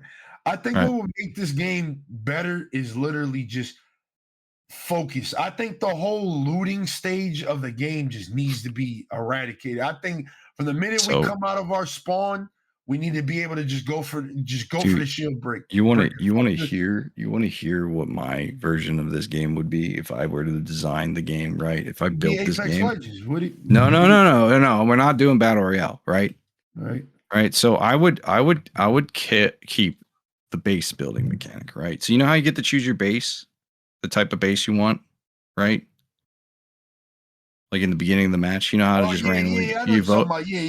So I would keep that because I think that's unique, and I think that's a good way to have a little variety for your matches, right? Because your core base will be totally different each and every single match. So I would keep that, right? Keep that. As soon as the game loads up, you have 40 minutes on the clock. That is your entire match timer is 40 minutes, right? It's a 6v6. The map, I would make either slightly larger, right? But that's only to accommodate for the fact that you're going to put stuff in it. I would take your main base, that would be at one end of the map. I would take the 2 generators and make them into like little key walls and shit like that, right? At the exterior front of your base. I would have a middle section of the map that's basically no man's land, where all the high tier power-ups, high tier like things that you can get, resources and shit for your base, that would be out there in no man's land, right? You'd have low tier resources in your section of the map, and then you would have, you know, your opponent's section of the map, right? Which is mirrors what you got go on. And then you can kind of fuck with the design of that sandbox with each new map type that you come out with, and then create, like, you know, elevations and stuff like that. But I would basically keep the resource mining mechanic, right? Because even though it's fucking pointless in this current iteration of the game, you could actually turn that into resources to build shit for your fucking base, like turrets, like NPC guards, shit like that, right? You can get that going. Maybe purchase siege weapons and stuff like that would help you push towards the enemy base and kill it, right? Turn it into a full raid shooter, right? Because that's what we're going for here, right? It can still be competitive. This is still competitive. It just requires a little bit more coordination. So you got a 6v6 raid shooter, right? And you got gadgets and stuff like that. You have giant NPC bosses and stuff outside in no man's land, and then smaller ones in your section of the base that give you temporary buff power-ups or certain specialized weapons, right? Or even just drop fat amounts of resources for you to take back to your base. And then once you build up all your resources and shit, you start attacking the enemy base. Or you can do that from day one. It really just depends on how you strategize. And then so you basically hold up. You basically just want a MOBA, because that's what it sounds like. This literally sounds like this is what they had half of. Yeah. Kind of, basically, yeah, you're right. There's no NPCs in the map. They could have just had NPCs in the map. I'm not talking like a traditional MOBA where you're constantly sending out little guys after the enemy at the enemy base. I'm just saying having like NPC creatures that are just running around and are like a little tough to fight on your own, but with your teammates you can handle them pretty easily. And then like the Baron, right, from fucking League of Legends. Or the fucking any of the blue or red power up dudes in the jungle, right? Like any of those creatures, not the NPCs that your base spawns, but just just shit like that out there in the map. And I would put that out there, so there's actually a reason to go out into the sandbox of the fucking map and then interact with the fucking map instead of just running around and opening chests for like 2 minutes straight. So now I'm having fun because now I'm like, all right. Me and Jonesy are gonna go take care of the giant frog totem thing, and that'll give us a little bit of a resource buff. And then you and Jimmy John can go to their Gen Z tower and fucking try and take that out and lower their shields, so we have an easier push on their right flank of the base, and then they can respond however, right? Because it's a 6v6. I like this idea a lot, man. I ain't gonna lie. It wouldn't be fucking Rainbow Six Siege level of fucking competitive, but it would be competitive enough to where strategizing is important. How you attack resources and gain resources would be important. You keep the Apex style gunplay. You can keep your airdrops because, again, power weapons are just power weapons and not fucking like loot mechanics, right? Get rid of the fucking shield mechanic. Everyone has the same amount of fucking health. Or if you want to go into the hero shooter mechanic, depending on the hero they pick, is a tank or a support. You know what I mean? Like have more HP for the tank guys, or if you want to get that complex, I think you should just have it standard HP across the board if you're going to keep the Apex gun mechanics, because then you're turning into like an Overwatch style game. Yeah, I think the biggest problem again of this game. And I haven't played as much time as you. I think I got maybe 10 hours, right? I think the biggest problem I just have with it is the TTK. I think everything you're saying is good. I play that game. I think the gun rarity needs to go. I think the looter shooter mechanics need to go. Yeah, the shield break, the armor breaking mechanics need to go. Yeah. All that shit needs to go. Because I think that's I don't want the fights to be long like Apex is, because that's the thing with Apex. That's the mechanic of Apex is that the gunfights. I think last year they had a big update that kind of changed the TTK of that game. Like they changed the shield rarity only goes up to purple, and purple is really like blue now. So it's they kind of made the TTK shorter in Apex. But I always thought the best thing about Apex was any pro will tell you, or anybody who plays on a professional level will tell you, if you can't wipe a team in Apex in under a minute, like you need to just break off from that fight, because your risk of being third party or in all these other factors coming to play when a fight takes too long. I think with a game like this, like I'm like jumping around and hopping around and swapping guns and shoot. It gets like a little too hectic for like no fucking reason. Like, you know what I mean? Like, I feel like sometimes I like when games get hectic and shit. Like, I have no problem with that at all in terms of like the chaos of a gunfight, right? Like shit's going down. Like like an arc is a little bit more slower paced, but it does get hectic, right? You get into a gunfight and you're all about positioning and repositioning and then trying to like push like frag grenades and shit like that, right, like to people and stuff like that, and just trying to like get in, kill those dudes before another team comes along and tries to fuck you up while you're healing. Right. So like that chaos is fine for me. Like Highguard's chaotic gunfighting is fine for me. The problem I have with it is that everything surrounding it is so painfully mediocre that it just feels like it's not necessary to be in the game.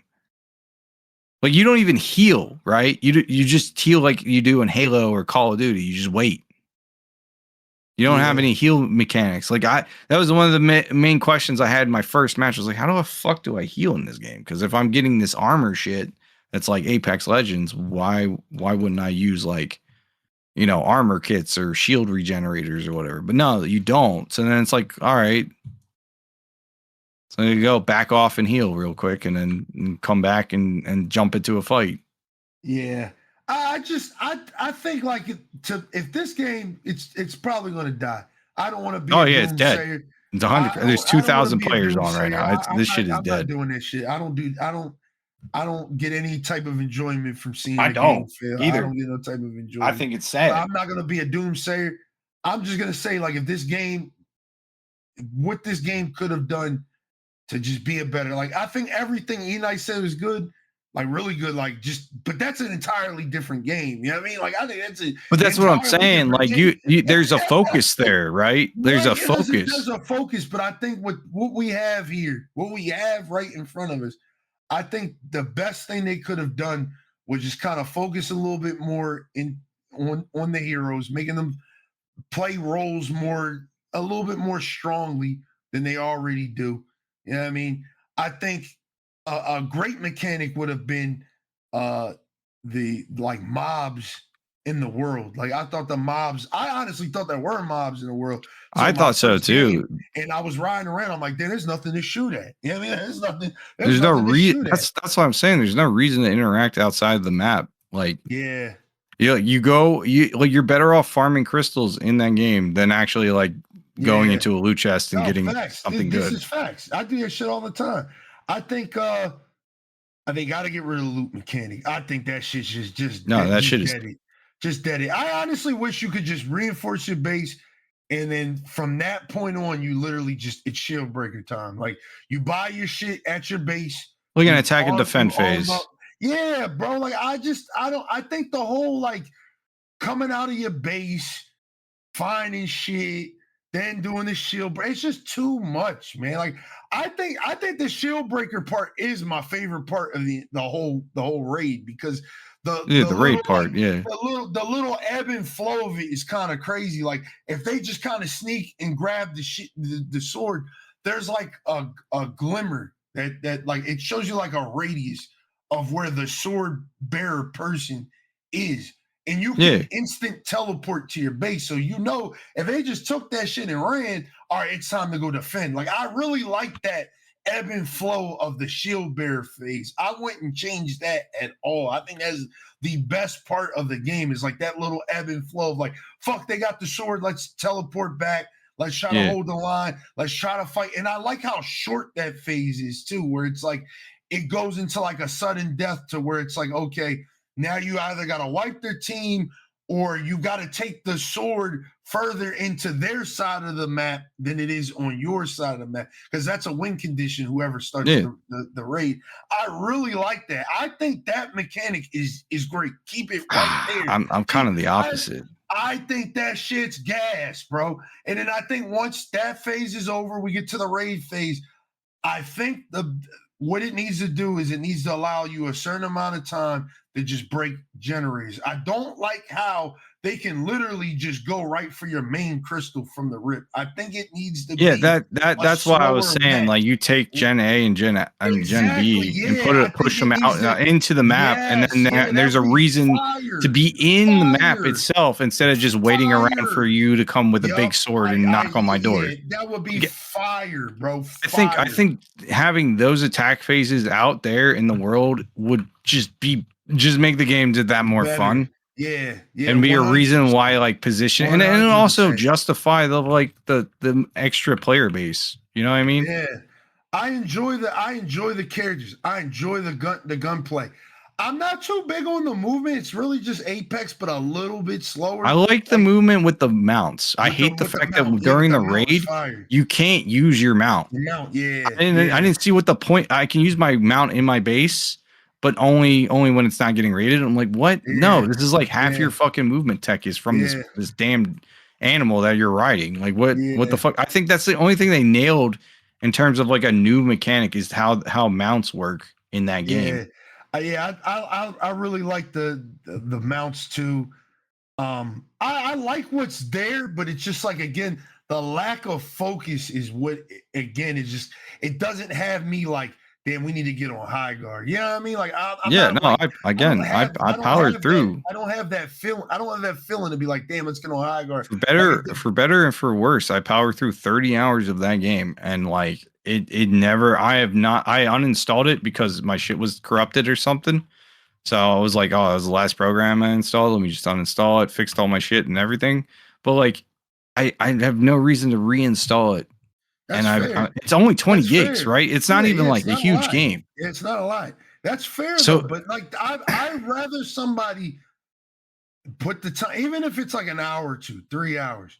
I'd rather somebody put the time into a game and say, hey, I don't like it, than just be like, I'm gonna go crazy. Right? Yeah. No, I don't want to be one of those people that jumps on the bandwagon and says this game is dog shit. This game is dog shit because this YouTuber or this guy said it was dog shit. No, play it for your fucking self. Yeah. That was my. It's one thing to say like, hey, I'm not big into these type of shooters. I'm a pass. That's simple and clean. But the whole like, oh, this game's gonna fail. This game's shit. Another generic shooter. Like, bro, like again, like I think there's. Like, we could talk about this. I'm really trying to wrap this conversation up for the sole fact, like, we could really talk about the numerous problems with this game, because there's a lot. There is a lot, dog. From the initial, reception it received at the Game Awards to them trying to act like that shit never happened and shadow drop the game and then blaming the gamers, right? Blaming the people for basically just playing their game and not liking it is kind of a crazy pivot. Bro, there's so much the layoffs, there's so many things that just the layoffs are just an extra cherry on top of why I'm like it is definitely inevitable. Well, like, and it's crazy because it's not like people weren't buying shit and stuff like that. Like, I literally ran into a dude who bought like a shit ton of skins, and I was like, bro, literally spent money in this game. And I was like, he didn't spend like cheap stuff. Like, he got like the Griffin and everything like that, which is a locked mount through paywall. Yeah. And I'm like, okay, so there are people here who want to support your game day one, right? That's great. That's awesome. Fantastic. I'm not one of them. I'm not one of them. That's okay. Same thing with me. But like, it's crazy to blame the community for having an opinion on your game. Like it's just I'm gonna play devil's advocate, man. I'm gonna play devil's advocate. Again, because I agree. I think attacking your community is always the wrong thing. You see it with these streamers. These streamers always get mad when like their viewers aren't where they want it to be, or when they're not getting the donos that they want to have for the night. Right. It's easy to just blame the community. I mean, instead of Oh, yeah. blaming the streamer itself or the developer itself. But I think we've gotten to this point. I've been meaning to have this conversation on the podcast. I feel like we've gotten to this point with gaming where it's like we don't understand like these devs are kind of like underpaid, bro. Like I watched the video. Oh, I agree. And I've seen like some of the numbers of like what some of these devs are making and shit. And it's like, bro, like I couldn't imagine like putting my heart and soul. And again, I'm playing devil's advocate. We're not saying that everybody puts their heart and soul in the games because we know Call of Duty exists. You know what I mean?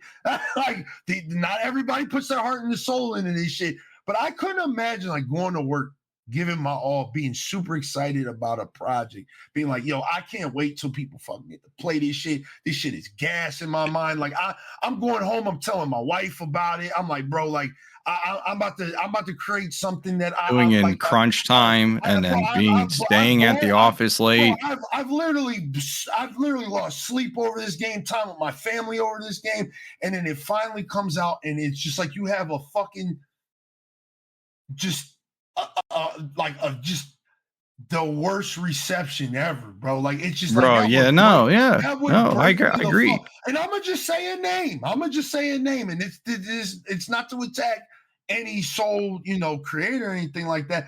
But I couldn't imagine like Moist Critical just attacking my game, just going crazy on my game. And I've lost time with my fucking family. I've lost sleep. I poured my everything into this shit, and I just got a guy sitting there on a camera. He's calling it poopy, stinky, poo. Making more money than me just to shit on my game, dog. I would lose my shit.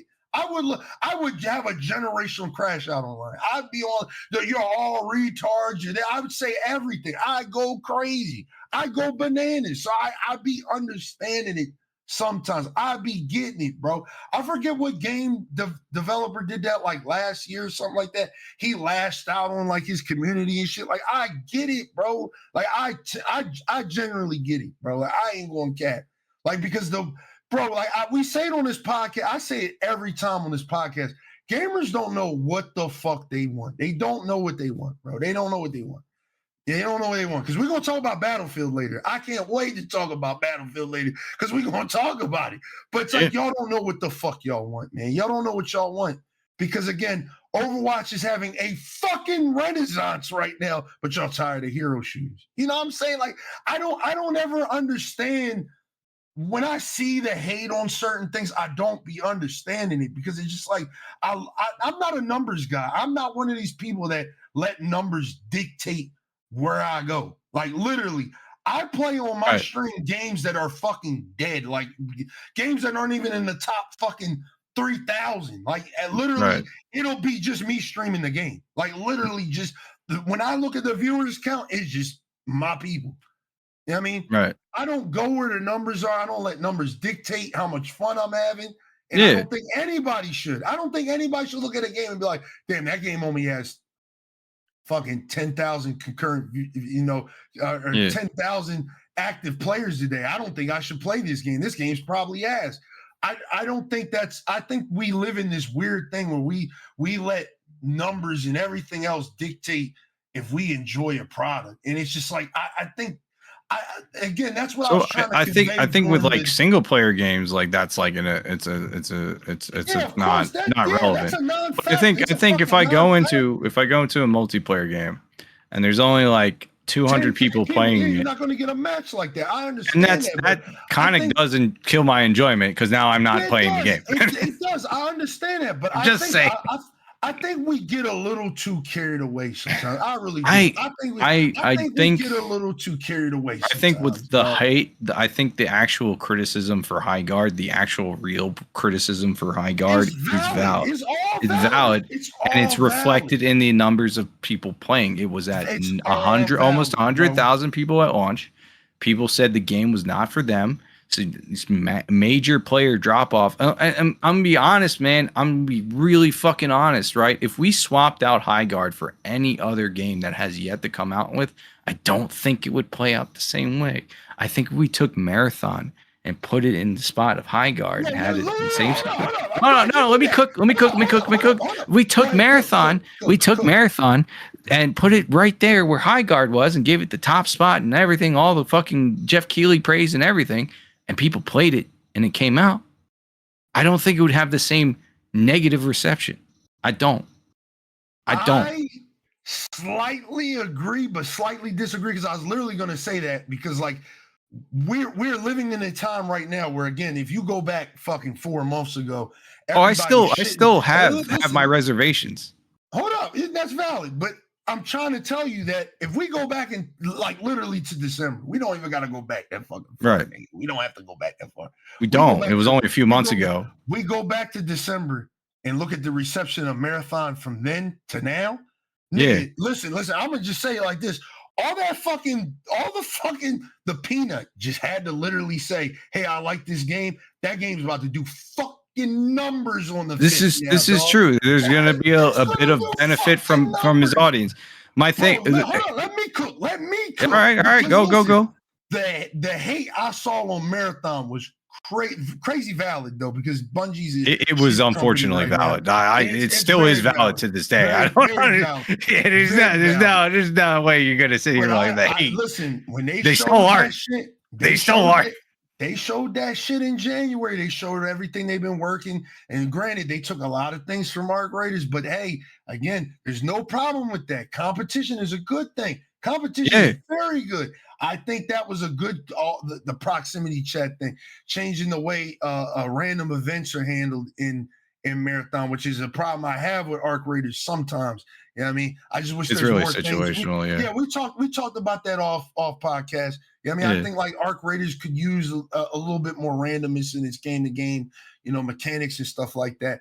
I think everything that they showed from Marathon versus like everything that we saw last summer when they had all those creators come out and play the game and shit like that is a night and day difference. They worked on the game and took a lot of the feedback that the community gave them, even after all the hate. And now the game is much better for it, allegedly. So like, that is the difference. This burnt peanut, all right, great streamer. I fuck with him. He's funny as hell, dog. That man got on that game. And I was in his chat because I was watching him play. I was kind of salty he got to play without. I thought it was like a beta going on. I'm trying to download he had a dev. He was playing with devs and shit. Yeah, bro. So I'm trying to play this shit. So I'm just like, damn, I can't play. I'm gonna just watch this motherfucker play. Chat hating like crazy, bro. And you know what that man did? And listen, I'm gonna clap him up for that. Because it takes a lot of balls to do that, especially when you're the top streamer in the game right now. It takes a lot of balls to look at your chat and see everybody hating and look up and say, hey, this fucking game's fire. I like this shit. And he didn't say it like that. He basically said, if you're a PvP person and you enjoy Arc Raiders, you're going to fucking love this game because the PvP is pretty good on Marathon. It looks really good in Marathon. And I literally saw overnight the conversation of Marathon just change. Like everybody's like, I can't wait to play this. It's like, damn, dog. Like it just takes your favorite content creator to change your mind like that. Listen. I still have my again. It's Bungie coming out with this game, so I'm already still. But I'm hyped. I can't wait. I'm not. I'm gonna try it. I'm gonna try the free beta weekend, right, or the alpha weekend, whatever they're calling it. The server slam. Yeah, I'm gonna try it out. And that'll determine whether I just go and buy the game.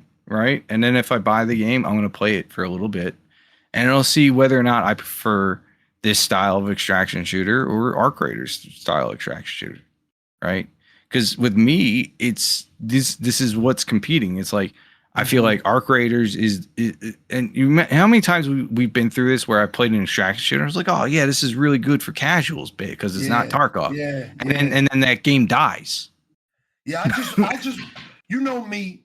I just want more. I love that like Arc Raiders blew up because extraction shooters are really like my favorite genre. It's like my favorite. I really love. No, I'm the same way. I really like the tension. I want more. And the fact that like Marathon is right there, I just want it. I want it.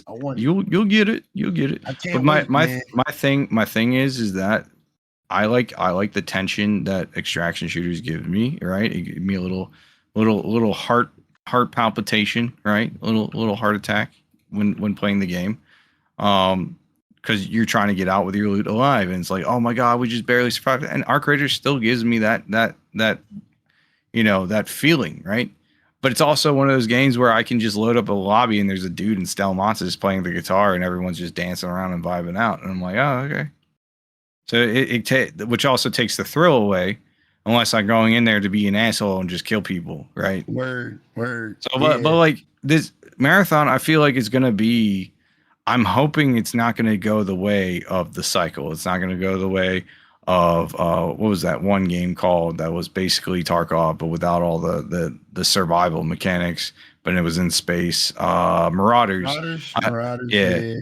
And it's not going to go the way of Marauders. It's not going to go the way of DMZ. It's not going to go the way of fucking whatever the Battlefield attempts at that fucking horseshit. Hazard Zone. Yeah, that shit was awful. Oh my god. Yeah, I just want to see more extraction shooters in the space because I really like the genre a lot, and I do think, no bullshit. I know it's popular to hate Bungie. They're kind of a piece of shit company. Oh no, they're 100% a piece of shit company. Everything I've seen on Marathon, like from the little showcase they did like a month ago. You know, the really art director guy left, right? Yeah, like he's gone now. Yeah, okay. But the art, I think he might have been the culprit behind the art theft. Yeah, and I think they just settled. Looks fire. Like everything they've been doing now has been fire. Well, they polished it up. They were going to launch it as is. That's the crazy part. They were going to launch that game in the state that it was. Yeah, no prox chat. The graphics look bland as fuck. Mm-hmm. A lot of the loot and stuff just seemed kind of like meh. They said a lot of the characters were all some of them were not even balanced properly, like at the time. I'm like, you got a hero shooter, extraction shooter where people's loot is on the line, and you're not gonna balance these characters out, bro. I'm sorry. They got wall, wall hacks. Dude can turn completely invisible, which thank God they pivoted, and now he doesn't turn invisible. He only turns invisible to the NPCs and not players. I think that's like fucking would have been horrendous, dude. Perfect change. W change. I can't wait. If he kept his fucking optic cloak, man, no one would play any other character but him. Yeah. It would just be like, just to kind of keep the focus of the podcast real quick. I didn't mean to cut you off, but just to keep the focus. No, you're good. We got to wrap this Highguard shit the fuck up. You know what I mean? I say everything I said about Marathon and just say, like, again, like, I just want the listener, I want anybody who's listening to this to just inform you. Go play Highguard before they kill that shit. Dog or not. I don't care if you don't play, just don't join the massive amount of people who are just go play that shit so you can become part of the massive amount of people that talk shit about that game. Yeah, and just run their mouth with their blue check on Twitter so they can get likes, so they can get paid. Uninstall Twitter. So they can get 7 cents from fucking Elon Musk and shit. Like, just don't be part of the, like, because I think like gaming is really, I don't think it's suffering because this is a really good year for games. We're talking about we got plenty of great indie games that came out. Like what's that one indie game with the cats? Mucide or Mugenics or whatever it's called. It's from the guy that made Binding of Isaac. That shit dropped and it sold like 15,000 copies day one in the first 16 hours. Yeah, I think this year. I think this is more of it's more of an indie dev, like an actual passionate indie dev renaissance than it is like a gaming industry revolution. Because because most later in the podcast, I don't know, man. I don't know. I think it is. I think a lot of indie devs are getting loved because of the way AAA gaming has become, and because of facts. When you say it like that, facts. And you can even call Wildlight an indie dev, but they took all the modern AAA gaming mindsets with their game. And like if you compare them to a AA studio like Embark, right? Who's self-published, Embark's giving you free cosmetics since like the game came out, and they don't need to because the game's super fucking successful. Fucking you go into Highguard, they give you one free track thing. I don't even know what it is as a war chest or whatever, but most of their microtransactions are like fucking $20, almost $30. Yeah, shit's expensive. And they have like a shit ton of skins. I just think the problem is, and I'm gonna yell it forever, is I just think that like one, people aren't voting the right way with their wallets. I don't a lot of times because again, if we gotta pull up numbers, and like I said, I don't look at the numbers, but we gotta use the numbers where it counts, right? And I think when we look at the numbers are showing us that the games that, and I'm just talking about in the multiplayer sector, I'm talking about the online multiplayer sector. I just see a trend. Yeah, that's all I'm gonna say is I see a trend. And no, I mean like they're popular games for a reason. Yeah, I think the trend shouldn't be there if people don't like it as much as they say they don't. And that's the thing. I just don't understand. And my biggest problem, again, like I said, like I'm very passionate about this gaming shit. I'm very passionate about this shit. I love this shit. Like I live, breathe, think about this shit all day. Like I love gaming. Is more than just a hobby for me. Is a passion. And what I just don't ever want to lose is that just creative love that we have for this shit. Like, dog, I always say it all the time. When we were kids, bro, we played some of the worst games ever, bro. Like literally the worst games ever. And we cherished those games. Why? Because we were broke. I mean, and we didn't have jobs, so we couldn't afford games. But at the end of the day, dog, we like, I'm not saying like you should love a piece of shit. I will never tell you that. I will never tell you that, man. I think if you don't like something, you shouldn't fucking play it. But there's a difference between like playing Rainbow Six Siege and having a love-hate relationship where you love the game mechanics but you hate the community type situation. There's a difference between that and like playing Call of Duty 7 and going, oh man, this is the best Call of Duty I ever played. 100%, bro. 100%. And then like it's just the same game as the last game, but like you can jump from the wall. Yes, like there's difference. Yes, 100%. I just think the problem is like I don't ever want to lose the creativity, man. Because at the end of the day, a lot of these indie games that come out, they're really just not for me, dog. Like I can't. Hey. Yeah, I mean they're not for me, bro. Like I'm not into the like I can't play Silk Song because I'm not into those type of games. What? I mean, like the rogue like Souls, like I don't like it, bro. It's a Castlevania game. Yeah, I like Castlevania, but I don't. Yeah, like then you love Hollow Knight. I played Hollow Knight 1. I didn't like it, bro. I didn't like it. I'm playing it now. I love it. That shit.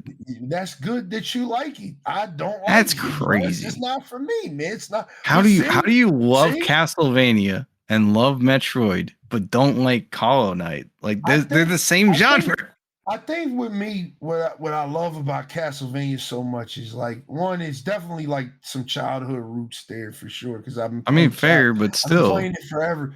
But I also think just Castlevania just has it has a really good story. I didn't really care for the story of Hollow Knight too much. I don't like the difficulty of it either. Like I don't like how hard it is. Yeah, I mean, Hollow Knight's not that hard.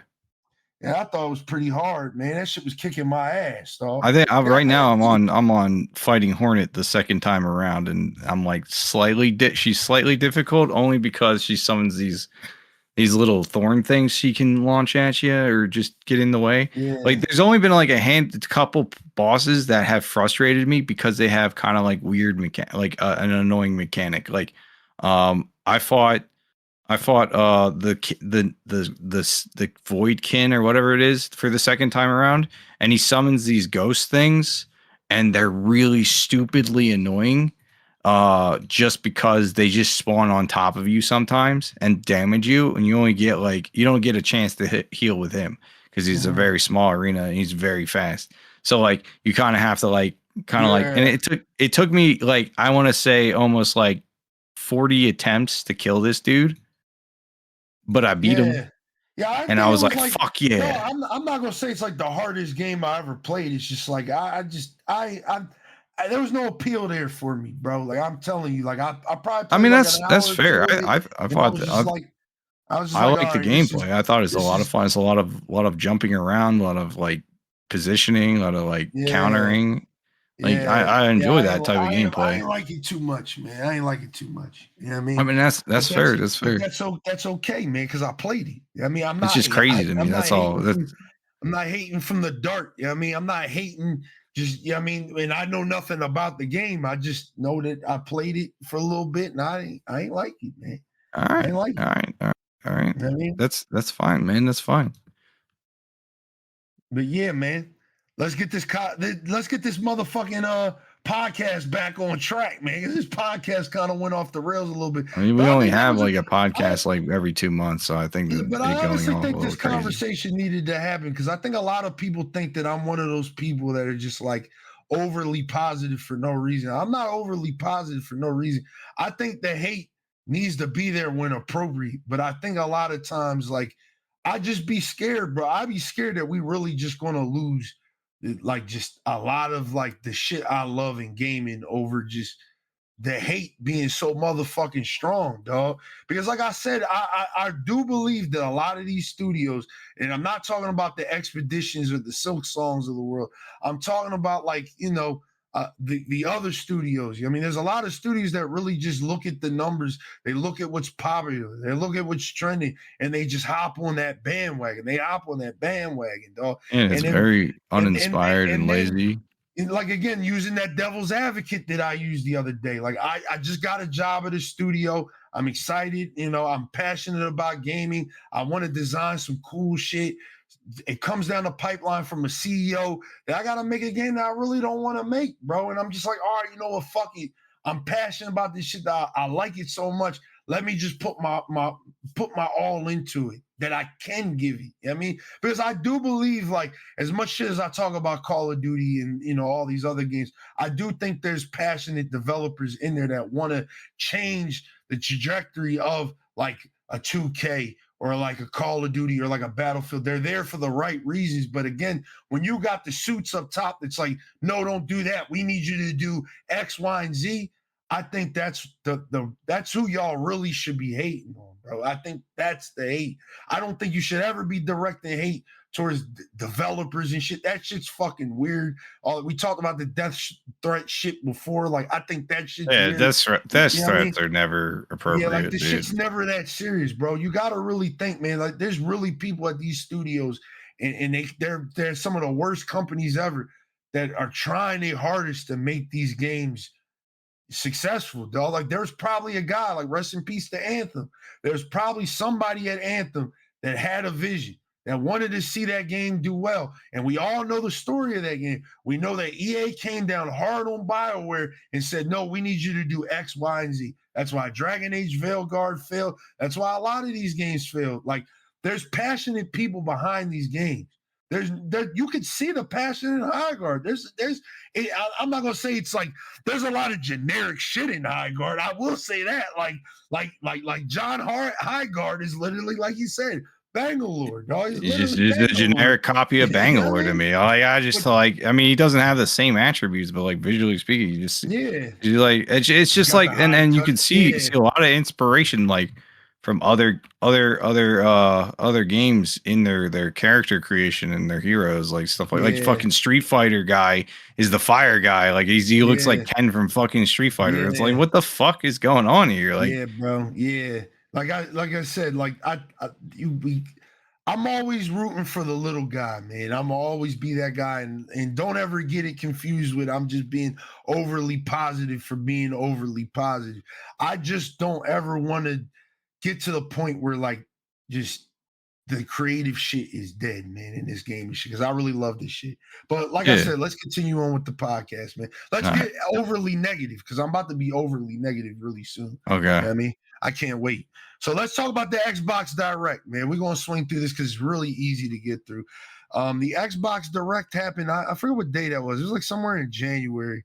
It happened. They had a developer direct, and it was really good. I'm gonna just start by saying, like, this was probably like a 9 out of 10, 10 out of 10 direct from Xbox. Like, Xbox got me really excited this year. And I've been saving it for this podcast to say that this was a W fucking showcase they had. So all right, go through it, because I didn't watch it. I didn't even know it was happening. They only showed off a few games, and I think that was the best part about it, because they really took their time and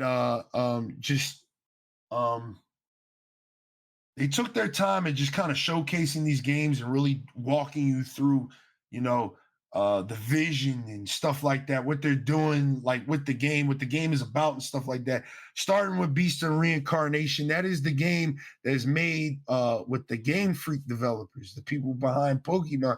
This is their first game outside of Pokemon in I think like 15 years. And the only other game they made was like a DS game. It was like a DS game back in the day. So this is like their first like real big game, dog, in like other than Pokemon. And this shit looks fucking fire, bro. Like this shit looks fucking fire, dog. Like it's coming out on the Xbox, X and S, PC, and I do believe it's on PlayStation as well. I think I did see it's on PlayStation, man.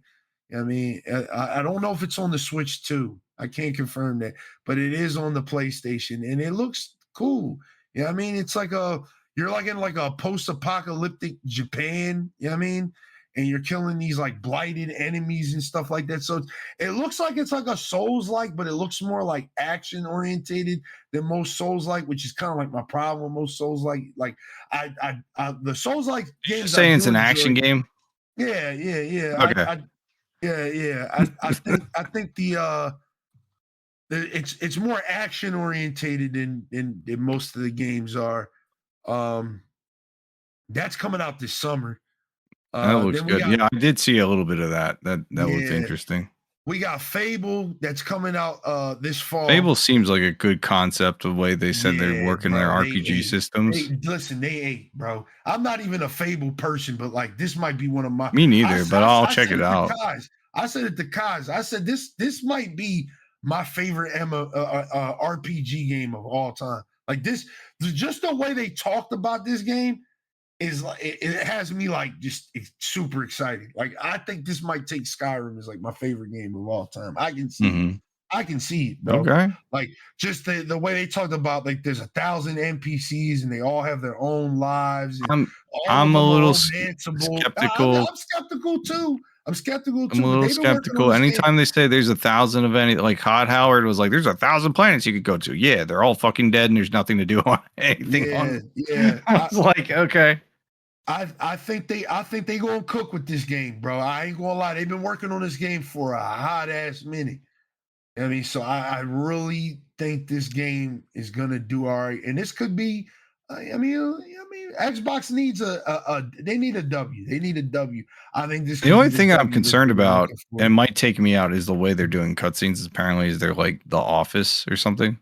You know what I mean? Yeah. It's not going to be like super serious. Yeah. Fantasy RPG shit. It's going to be kind of goofy, which I don't mind goofy because I know Fable's always been kind of goofy, but it's just like I don't know if it's going to make or break the game for me, like aesthetic wise. Yeah, like not to segue too much, but I played a little bit of Outer Worlds 2. I played maybe like 3 hours or so, and like.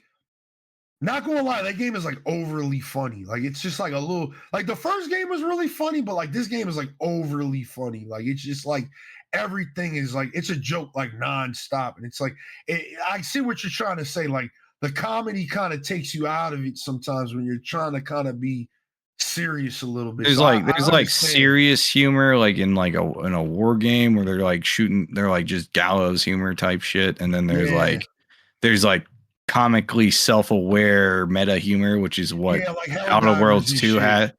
Helldivers 2 is basically like it's self-aware propaganda humor, but it's not like to the point where it's like 100%. Like you the player make more of the humor in that game than the actual NPCs.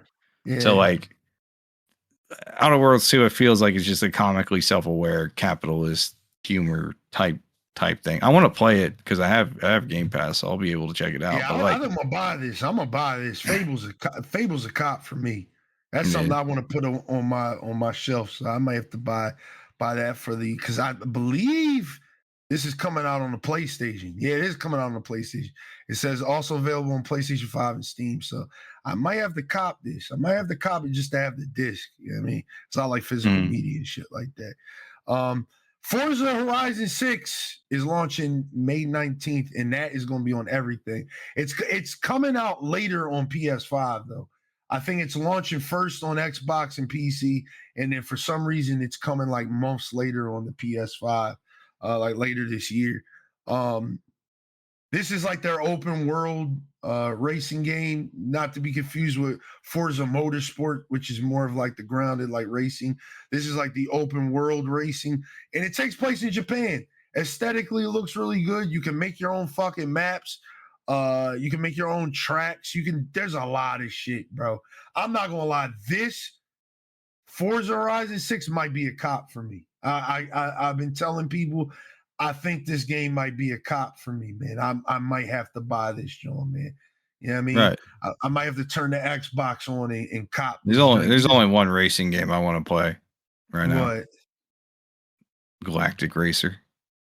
Oh yeah, the Star Wars joint. I want to play that too. You getting that? Hell yeah! If it comes out on PC, I'll cop it for sure. I think it's coming out on PC. It's on everything. I think it's even on the Switch too. Oh, that's good. Yeah, it looks fun. I'm looking forward to that. Yeah, it looked hella fun, and I'm like, oh shit, pod racer game from like the 1990s. Let's go. Yeah, bro. Like this going back to Forza.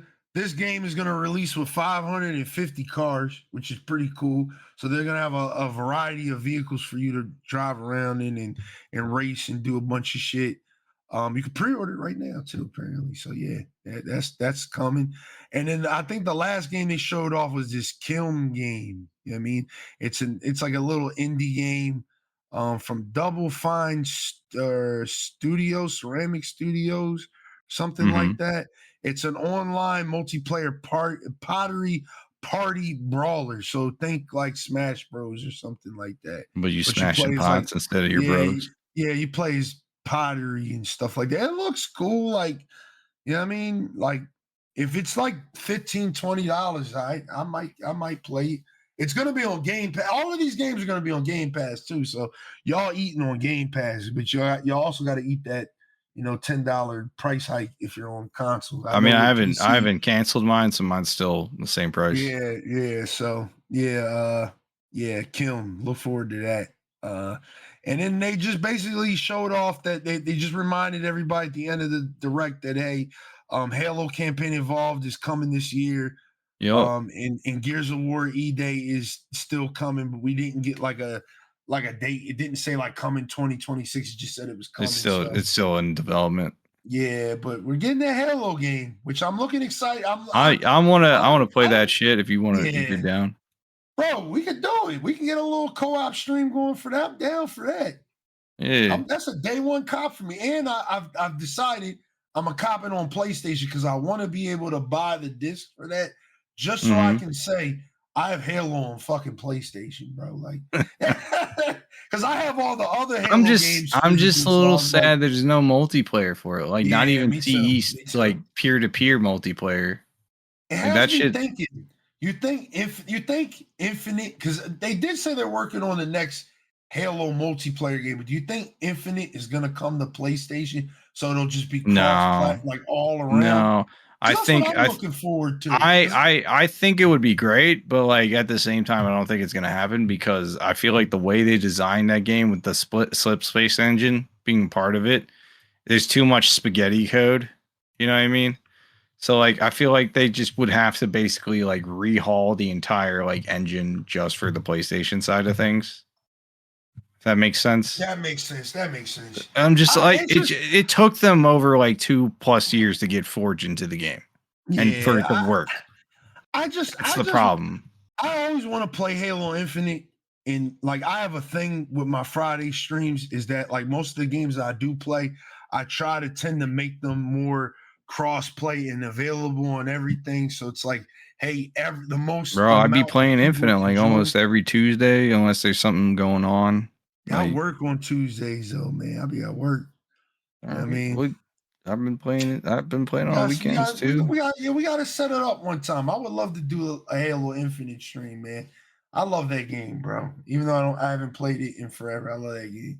You know what I mean? I love Halo. You say that, but then you never come around. I'm gonna come around, man. I will, man. We're gonna make it happen, man. If you listen to this podcast, hold me accountable, man. Hold me accountable. Every episode that you see on YouTube, make sure you comment. Fucking Blaze still ain't play fucking Halo Infinite yet. You know what I mean? Until I do. I mean, My guy, or some my shit guy like that. just I don't it's know. like, yeah, man, I really want to play Halo, but Hey man, the next episode of the podcast is episode 117, man. We might have to make that Halo episode happen, man. It might have to yeah, happen. assuming the Halo game come out soon. Yeah. I just think we need to talk about Halo in general, dog. I'm always down to glaze Halo, dog. I'm always down to glaze Halo, You want to dog. hear me rant about how bad Halo 4 is Yes. for like 20 minutes Yes. straight? I'm Go down. for it. Let's I'm do down. it. We'll do it. Lock it in. Y'all heard that, man. Yeah, y'all heard that, man. I'll go replay it off stream and just like check it out and be like, oh yeah, this is why I hate Dog, this game. I'll do it too. I'll do it too. All right. So the next topic we're gonna talk about is the Nintendo Direct. They had a partner showcase. This was like 10 days ago. We're just gonna breeze through this because basically what they were just saying, because this is really easy to talk about. That's the only reason why I skipped over what I was initially going to talk about. Mhm.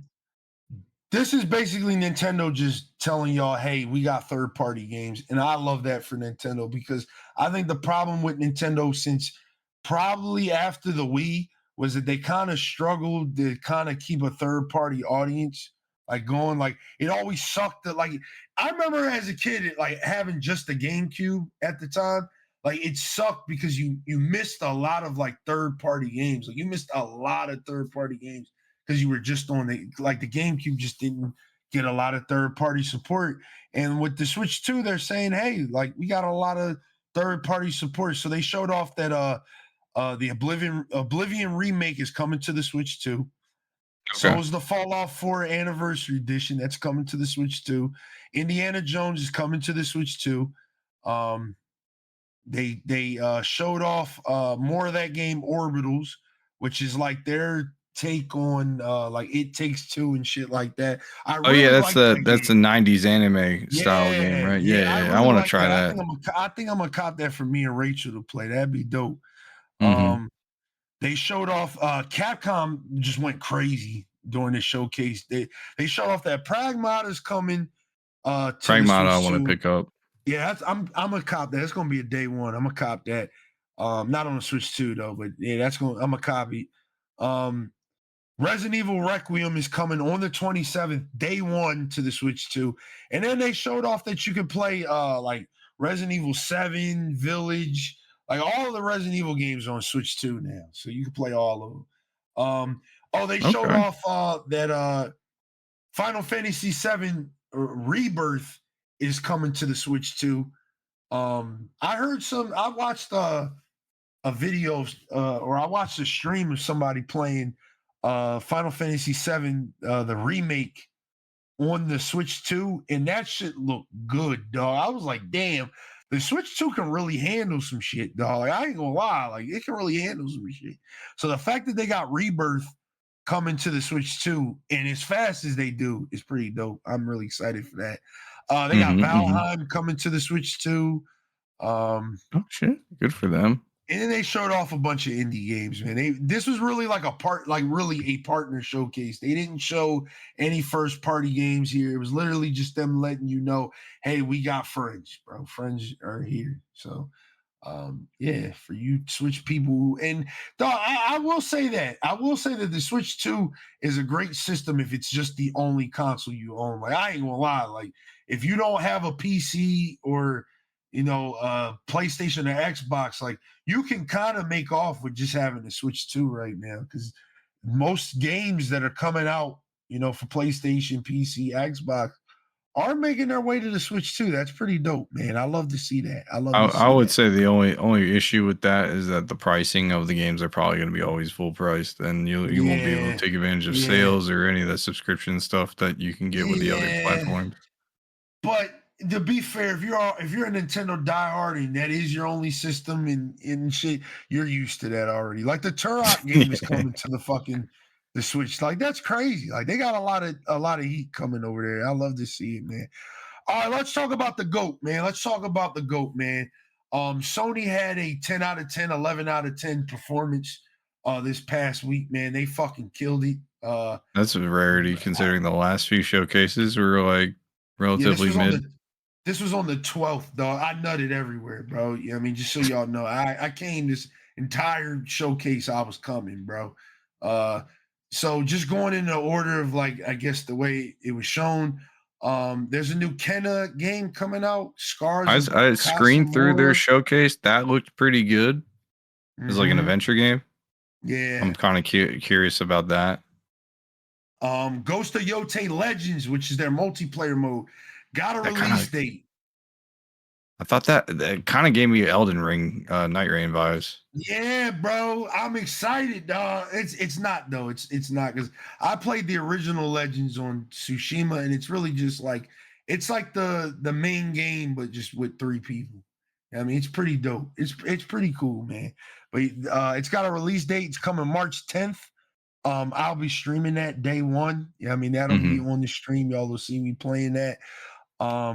Y'all know me and Black love Yotei, man. Yotei was in my top 5 of last year, man. It was number 5 of my top 5 last year. So I love that game. Now all y'all PC guys have no excuse to get my game of the year last year is coming to PC. Death Stranding 2 will be out on PC March 19th. March 19th. Sorry about that. March 19th. Beating the first one. W on that, by the way, because I think the first game took like 3-4 years for them to port it over to the PC and longer on the Xbox. So the fact that it came out that fast on PC is pretty dope. I'm W on PlayStation for pushing that out, because I do want more people to play that fucking game, because that game was my game of the year over Arc Raiders for a reason. And I love Arc Raiders. Y'all know I love Arc Raiders. I stream Arc Raiders all the time. Y'all know I love that shit. So Death Stranding 2 coming to PC March 19th. Dope as hell. Bad Robot Game Share. I don't know what the fuck this is. It's like I don't know what the fuck it is, bro. It's just a cooperative shooter. You know what I mean? They had a Pragmata demo come out for the PS5, which y'all will be listening to this podcast in the past, so it's okay. I'll be playing the Pragmata demo either this week or tonight on stream. I'll be playing the demo either today or sometime this week on stream, along with the Monster Hunter Stories 3 demo sometime this week as well. I want to play both of those demos. I seen that the new Control game on their showcase too. Yeah. We'll get to that. We'll get to that. Yeah, Pragmata has a release date of April 24th too, by the way, and that's coming out on everything, literally everything. Y'all know I noted when I saw more Resident Evil Requiem gameplay, they showed off more. That comes out in literally like 2 weeks. Like, I mean, it comes out in 12 days, so I'm excited. Comes out February 27th. I don't want to glaze too much, but that was great. That was a great trailer. I do think they're showing too fucking much though. Like I think Capcom has this problem because they did the same thing with Village and they did the same thing with fucking Resident Evil 7. Like I think they're just showing too much. Like they need to stop showing too much though. Like they're just showing too much, bro. I mean, like it depends on how big the game is. If this is gonna be like it's not like 7. I felt it was a really short game, but if it's as big as like 8 was, or if not bigger, because it seems like it's bigger than 8. Apparently it's 20 hours long, dog, and that's pretty long for a horror shooter. Yeah. So, that's coming out. We got Legacy of Kain Defiance Remastered. You know what I mean? If y'all love that shit, it's coming out. It's coming out on current and last gen consoles. Boo, don't like to see that. But it is a 2003 game, so I get it. Strategy RPG. Brigadine Abyss, another like little anime-ish type game is coming out. We got Dead or Alive 6 Last Round coming to PS5 June 25th. If you like boobies and fighting games, that shit's coming out. RIP to the GOAT, by the way. He passed away. The guy who made Dead or Alive, he passed away last year. So I'm glad to play. I'm gonna play that shit. I'm gonna definitely play that shit. We got Control Resonant, as Eknight said. I just beat Control on stream. Oh, it was good. I mean? Yeah, I thought it was cool. I thought it was all right. I thought it was all right. I thought the story kept me. I didn't really like the shooting. Like I thought the combat was kind of whack. Like I thought that was like my biggest issue with it was just the combat. I thought as you played, it's like a Metroidvania style game, so you get Yeah, I power ups like and that. changes everything. Yeah. So I didn't have a problem with the combat. I just didn't know what the fuck was going on for a good minute in that game until like, you know, afterward, until like I think about halfway through, and then everything started clicking for me. And then I was Yeah. like, all right, I'm hooked. It's kind of like Prey, right? Like the remake for Prey. Yeah. Like you play it, you're like thinking it's one type of game. It turns into like a horror game, and I'm like, you're like, Yeah. oh shit, and now you're hooked. Like that's Yeah, I fuck with it though. Like I think my stream thought I didn't like the game. I did like it. I just thought the combat was kind of like, yeah, like every time I had to shoot somebody, I was like, oh my god, I don't want to do this. Like I thought the world was interesting. I thought the story was really good. I mean, I just thought the combat was like kind of lackluster. But Control Resident looks really good. You play as her brother in this one, and there's melee combat, and it looks really good. And there's like a lot of versatility in this kit. There's a lot of verticality in it, which there was like you could float in Control, like you could do the levitate shit. But this one, like you could jump on like walls and all types of shit. Like it looks really good. I don't think it's gonna be a day one for me, but I am gonna play it. I am gonna play it. I'm Um, definitely gonna check it out. they showed off Crimson Moon. They showed Crimson off Moon looks like a fucking vibe, dog. yeah, Co-op that shit Souls looks cool. killer game. That shit Yeah. looks cool, bro. That shit look cool, man. You know what I mean? That shit looks cool. I ain't gonna lie, I might play that. They showed off more Beasts of Reincarnate, and they showed off a release date. Comes out August 4th. I forgot about that. They did show off the release date. Rayman 30th anniversary edition came out like the day after the showcase. It came out that Friday. So Ubisoft got a W real quick. You know what I mean? Because everybody loves Rayman, dog. Everybody loves that shit. Mina the Hollower got a demo that came out on the 13th. I might have to try that. You know what I mean? It's like a Zelda, it's like a Zelda-ish looking game, it looked like. They had this game called Yako Shinobi Ops. It looked pretty cool. I thought that looked pretty dope. You're like a team of ninjas, like trying to get into like a castle and shit. That shit look cool, bro. What did they show off? Oh, they showed off more of that Galactic Racer coming out this year. And that's coming out on PlayStation, Xbox, and PC. So you'll be able to play that joint Eknight. That's gonna be dope. I'm definitely copping that shit. Did you see the like the physics and shit? Like the way like the Like you the crash sand into and shit. Yeah, bro. That shit was crazy. That shit was crazy. They showed off more of that 007 game. It looked a lot better. Because I know like the frame rate, the last time they showed it, it looked a little buggy. Like I don't know why they did that during I think it was the Game Awards. It looked a little buggy and shit like that, but it looked a lot better than this joint. That's going to be a cop. I just think I'm going to wait till it gets a little cheaper. That's going to be like a get on a sale joint. All right. Y'all ready for me to nut? Because I'm about to do it. Y'all ready? Yeah. I'm about to nut. All right. Metal Gear Solid Master Collection Volume 2 was revealed. It's coming out August 27th.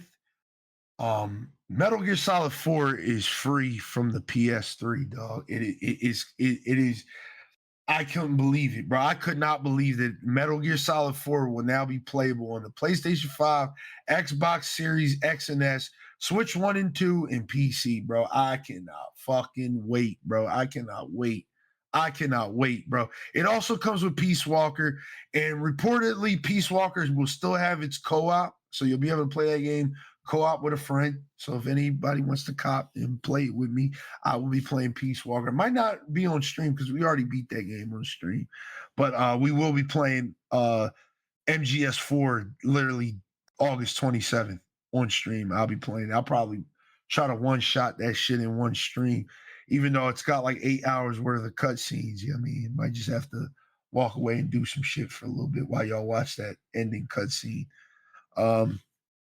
Konami kind of ate during this thing because they also showed off Castlevania. I don't know if you've seen that. You know, we got Castlevania, Belmont's Curse.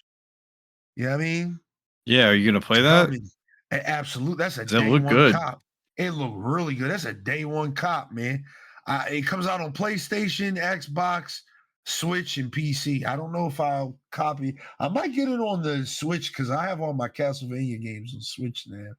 Like I have both of the collections and shit on the Switch, so I might cop that on the Switch too. That might be a Switch 2 cop and get that shit physical, man. That shit look really dope. They also showed off that we're already getting a new Silent Hill game. Like that shit was crazy. I'm gonna be beating Silent Hill F here probably within the next week or so. And we already got a new fucking game, bro. That's crazy. Like they're eating. They're eating. But I think this is from their secondary studios, the same studio that did the Silent Hill 2 remake. So they did say, I did see a report too that Konami said that they're going to be trying to release they're going to try to release a Silent Hill game every year. So it's getting the COD treatment. Yeah. And then they also showed off that Konami's coming out with like a classic collection of all their RPGs and shit like that. It's coming out sometime this year. And then Marathon got a new trailer, you know what I mean? And it looked really fucking good, and I can't wait.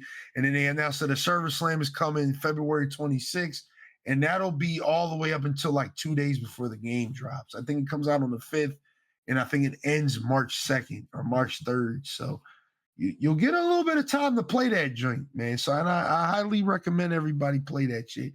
And Marathon is coming out on everything. It's not just a PlayStation exclusive. It's going to be on Xbox, PC, and PlayStation, man. So make sure y'all check that out. And that was the whole show. Oh, they also showed off the John Wick game. I forgot to say that. They showed off the John Wick game. It was literally just called John Wick, man. So, I mean, it looked good. It looked cool. I mean, it was a gun food type game. It looked dope. Might be another sale game. I don't know. Is there anything else that interested you besides Control on this list? That Soros game looked pretty cool. Oh yeah, sir. I forgot to talk about that. Soros looked good. Yeah, that might be a cop. I'm curious about the story for that because it's definitely a roguelike, and it's apparently from the same studio that did that other one that was like that. Returnal, yeah. And I've never played Returnal. I heard mixed things about it though. Yeah, I heard good and bad things, but mostly good about that game. So it was mostly positive. You know what I mean? But yeah, that was the showcase. I thought it was really good, man. Like yeah, solid from everything so far.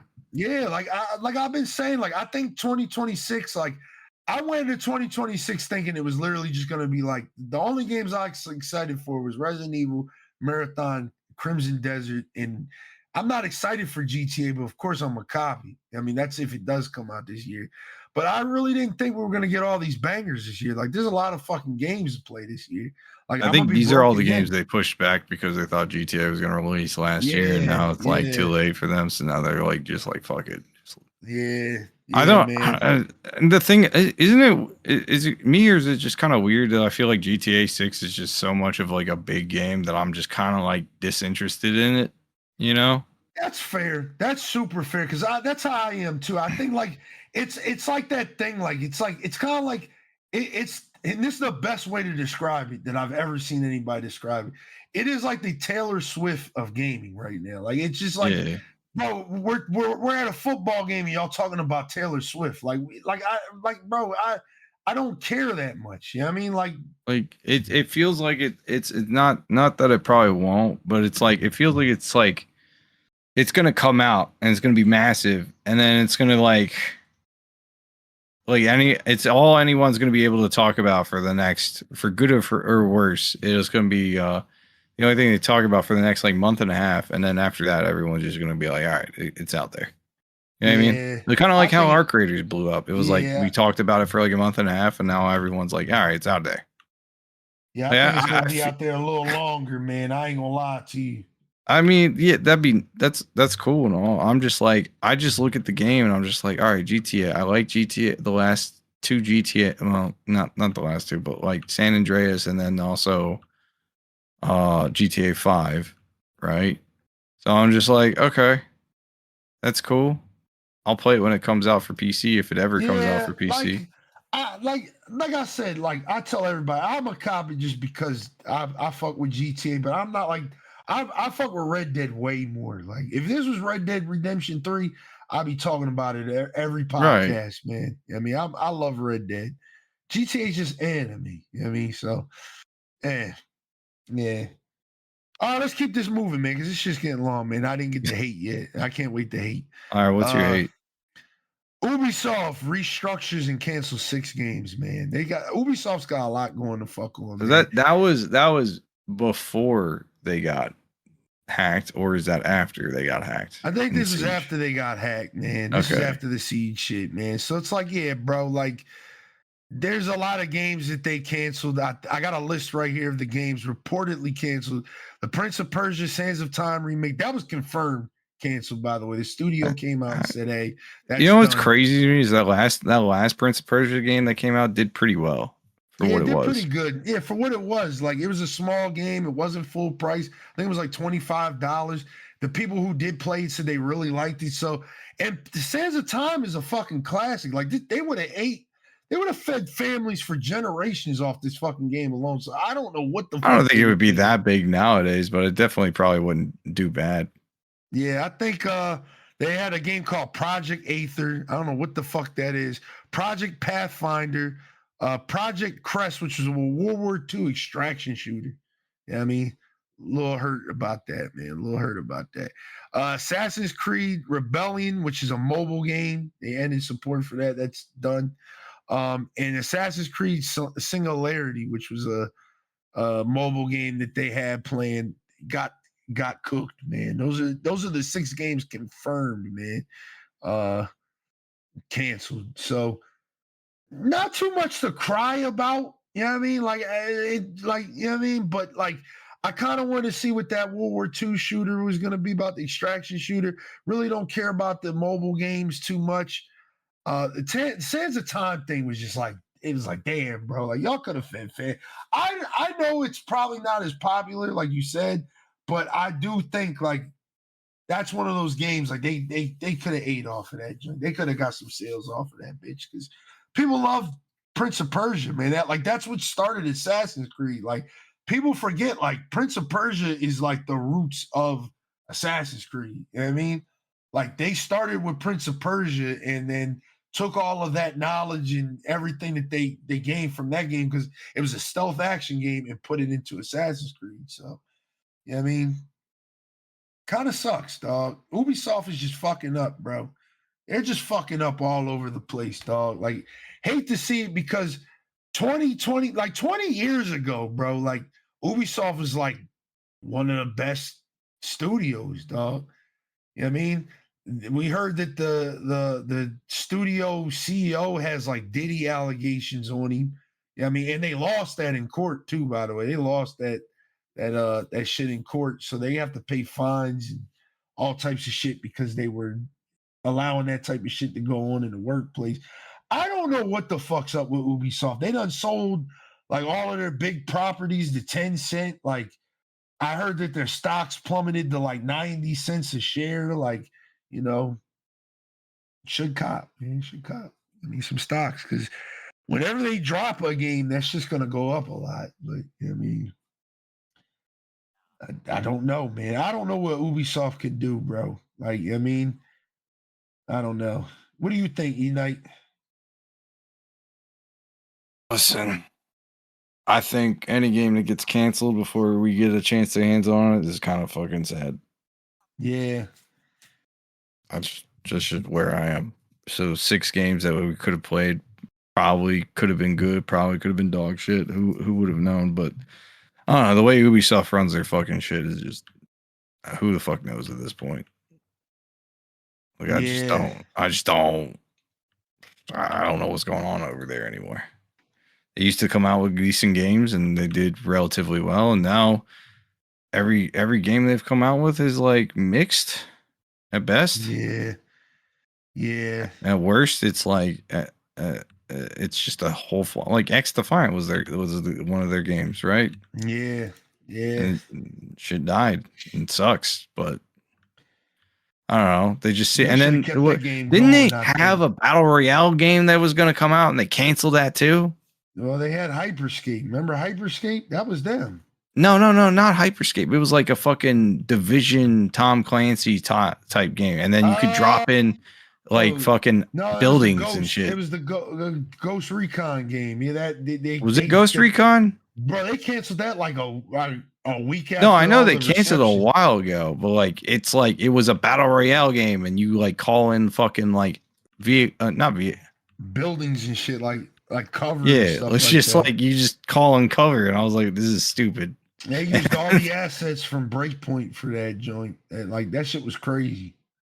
Yeah, that's Ubisoft's known for that. They're all known to just asset flip their games. Like, I mean, I think that's the problem is they go on from like a game that came out with like Assassin's Creed every year and it was like well received, and now it's like fucking Assassin's Creed comes out and it's like either the most bloated game in the world or it's just like mired with pointless controversy. Like it's the next Assassin's Creed that comes out, they come out with. What do you think is going to happen? Do you think they're going to like? They just they got to work on it, bro. Their boat game also died too. Oh yeah, that shit's $6 right now. You can buy that joint for $6. Oh, it's still online. Shit, I thought it was. Yeah, dead. they're not gonna can that game. I think they have a legal obligation to that game too, because when they open that studio in Singapore and shit like that, like I think the legal obligation from the government was like they had to release that game. There's like a mandatory amount of time before they can kill that game and stop paying for the servers. Okay. I mean, they got content. Like I check on in that game all the time. Not that I'm interested in playing it, but because I'm like kind of surprised that it's still kind of going. Yeah, I mean, it doesn't really have a huge player base, but they were releasing content for it like actively, and it just had like a massive update before the end of the year where it was like, I forget what you could do with.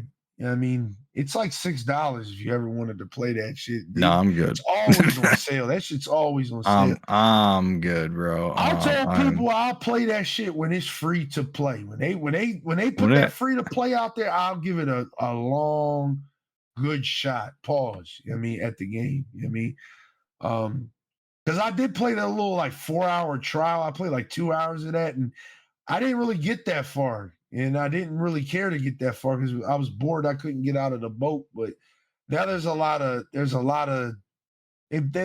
content in there now.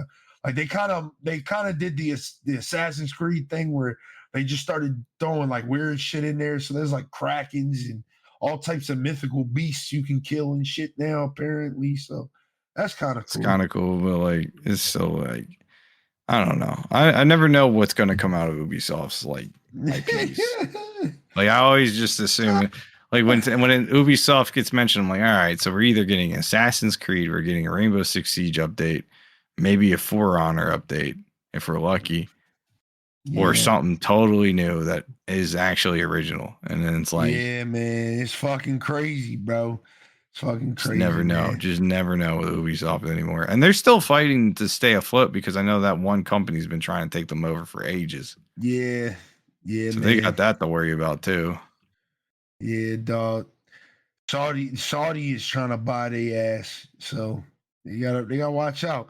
Man, let's get the hating, man. There's been too much positivity on this. You keep saying that, and then we keep talking about positive shit. Bro. I'm ready, man. Battlefield 6 has lost a lot of its players, man. Like that game is on par. Like, and again, I'm not a numbers guy. I'm not a numbers guy. But I got to use the numbers here because that's what they was doing for this game when it came out. They were like, look at this game's numbers and look at that game's numbers. So now we're going to do it with Battlefield, right? Mm-hmm. Battlefield and Call of Duty for the same day. And then listen, I'll give Battlefield a little bit of an edge. You know what I mean? I'll give Battlefield a little bit of an edge. Call of Duty just dropped a new season, so that was the reason why I kind of had a little spike in players. You know what I mean? It's all about Call of Duty. So did Battlefield. Battlefield season 2 starts like in a couple days. Yeah. So we'll see what that does. But for right now, we're just going to talk about last Sunday. Last Sunday, Call of Duty's numbers and Battlefield numbers were the same, and Call of Duty overtook it for like a couple days. I mean, it was What like I was it think like? Battlefield was at like 39K, and then Call of Duty was at like 54K or some shit. Like, I was literally just playing it. They were at 49,000. yeah, man. For So like, it's not looking good for Battlefield, dog. Like I remember, you know, so I've been last time we playing. did. Oh, go I've ahead. been playing it, right? Yeah. Like I jump back on, right, and I'm just like, oh, let me just play a little bit of Battlefield. Right. I think the main mode that anybody plays is just Conquest. Like no one plays Breakthrough, no one plays Rush, no one plays anything else. I've literally like gone into a game of Breakthrough. I'm like, oh, okay, there's 20,000 people online right now. I should get like, and again, that's Steam, so that doesn't count console players. Yeah. I should get one match, full match of players, no problem, easy. My match is like 2 or 3 players on both sides, and then there's like just nothing but bots. And I'm like, God, man. this is so Hate fucking boring. And I hate bots. I hate bot backfill with a passion with like these games, right? Because it's like it doesn't add anything. I'm just like, we're just like, oh, I'm getting 40. I have 36 kills. I'm like, half of them are bots that are just staring at me, not even shooting. So like, what are we doing here, man? Like, and I get Conquest is literally the main Battlefield game, right? So like, I can't be mad at the community that's sticking around for Battlefield playing the Battlefield game mode, right? Because I go into Conquest, I get a full match of people, the sweatiest of the sweats, and I'm like, all right, cool, I'm home. There we go. But like all the other games, I like Breakthrough, I liked Rush, I really liked Rush in the older games. Like, I want to play that. I want a little variety with my game, But yeah, no, it's not at the same. It's like not to the point where I would sit here, oh, this game is dead. But like I would sit here and be like, it's not dead. I wouldn't. It's got its community. Everyone moved on. Everyone that was probably playing Battlefield right before Arc Raiders came out probably switched over to Arc Raiders. Yeah, and now that's just their new favorite game. Yeah. And I guarantee you, I feel like if Arc Raiders didn't come out, I feel like there would still be drop off, but I think it wouldn't be this severe. Yeah, but a lot of this is significant, bro. Like I would say a lot of like it, 95% or some shit like that. My issue with Battlefield 6 is that they focused on Battle Royale instead of focusing on the core game modes. And maps designed for the core game modes. I mean, like half the new maps and half of the launch maps are just kinda fucking terrible. Yeah, they're terrible. Liberty's Peak is okay. Wasn't there the oil field one? Wasn't there another game that did the same thing as Battlefield? Like it came out, you know what I mean, and then it later came out with a Battle Royale mode, right? There's another game that did that, right? What game is that? Trying to think. Was it Highguard? No, wait, that was no. Oh, that's right. It was Call of Duty did that, man. Oh my God. Call of Duty did that. Oh my God. Shit. Fuck. I mean, Call of Duty did that, man. I mean, yeah, we already talked about this in the last that Red Sack is basically a carbon copy of Warzone. Yeah, we already talked about it. No. Here's where I start to hate. No. And just so I can say it, man, I don't think Battlefield 6 is a bad game, but I think the biggest problem I have with Battlefield and why I stopped largely playing it. I'm going to play the new season. It's already on the schedule this week. I'm going to try the new season. I'll see if it can bring me back. It probably won't because they're only dropping one map. They're dropping 2 really, but we get one map now and then like 2 another map later on in the fucking season. But here's the problem, right? Call of Duty is a dying game. It's coming from my voice, right? Call of Duty is a dying game, man. It needs to be taken out back and shot and killed, man. It is a dying game. Battlefield just copied everything. Like the Call of Duty-fication of Battlefield is what is killing Battlefield 6. And again, game's not dead. I'll never stoop that far to say it's dead. But I think the real reason why, like again, like it had its renaissance in the beginning. Everybody was loving it because, again, we're not playing fucking Call of Duty until that first season dropped. And then it was just like, wait a minute. I've seen this before. Battle Royale mixed in with my multiplayer, shooter type thing. Yeah, I mean, I've seen this all before. I've seen this before. I've seen this shop before. Yeah, I mean, it has a shop with a bunch of skins you can buy. I've seen that before. Yeah, I mean, it has a premium battle pass you can buy for $25 and get a head start and get the new guns and kind shit. of the menus I've are seen that similar. before. The menus, I've seen that before. I think a lot of people that I talk to, because I play with a lot of Call of Duty people, a lot of Battlefield people, and I ask them, like, hey, what made y'all get off of Battlefield? A lot of people told me, well, Arc Raiders. A couple of people told me, hey, I was just kind of waiting for Call of Duty to come out. But most of them said, a majority of them said, dog, the game is just Call of Duty. It's just Call of Duty on Battlefield, bro. Like, it has a meta. There is a clear meta. You know what I mean? And I think the biggest problem I have with Battlefield is they take a little too long to fix the problems. Like that little hit reg shit, or the bloom, or the feature, or whatever the fuck it was. It took them way too long to fix that shit, man. Like way too fucking long to fix that shit, dog. You know what I mean?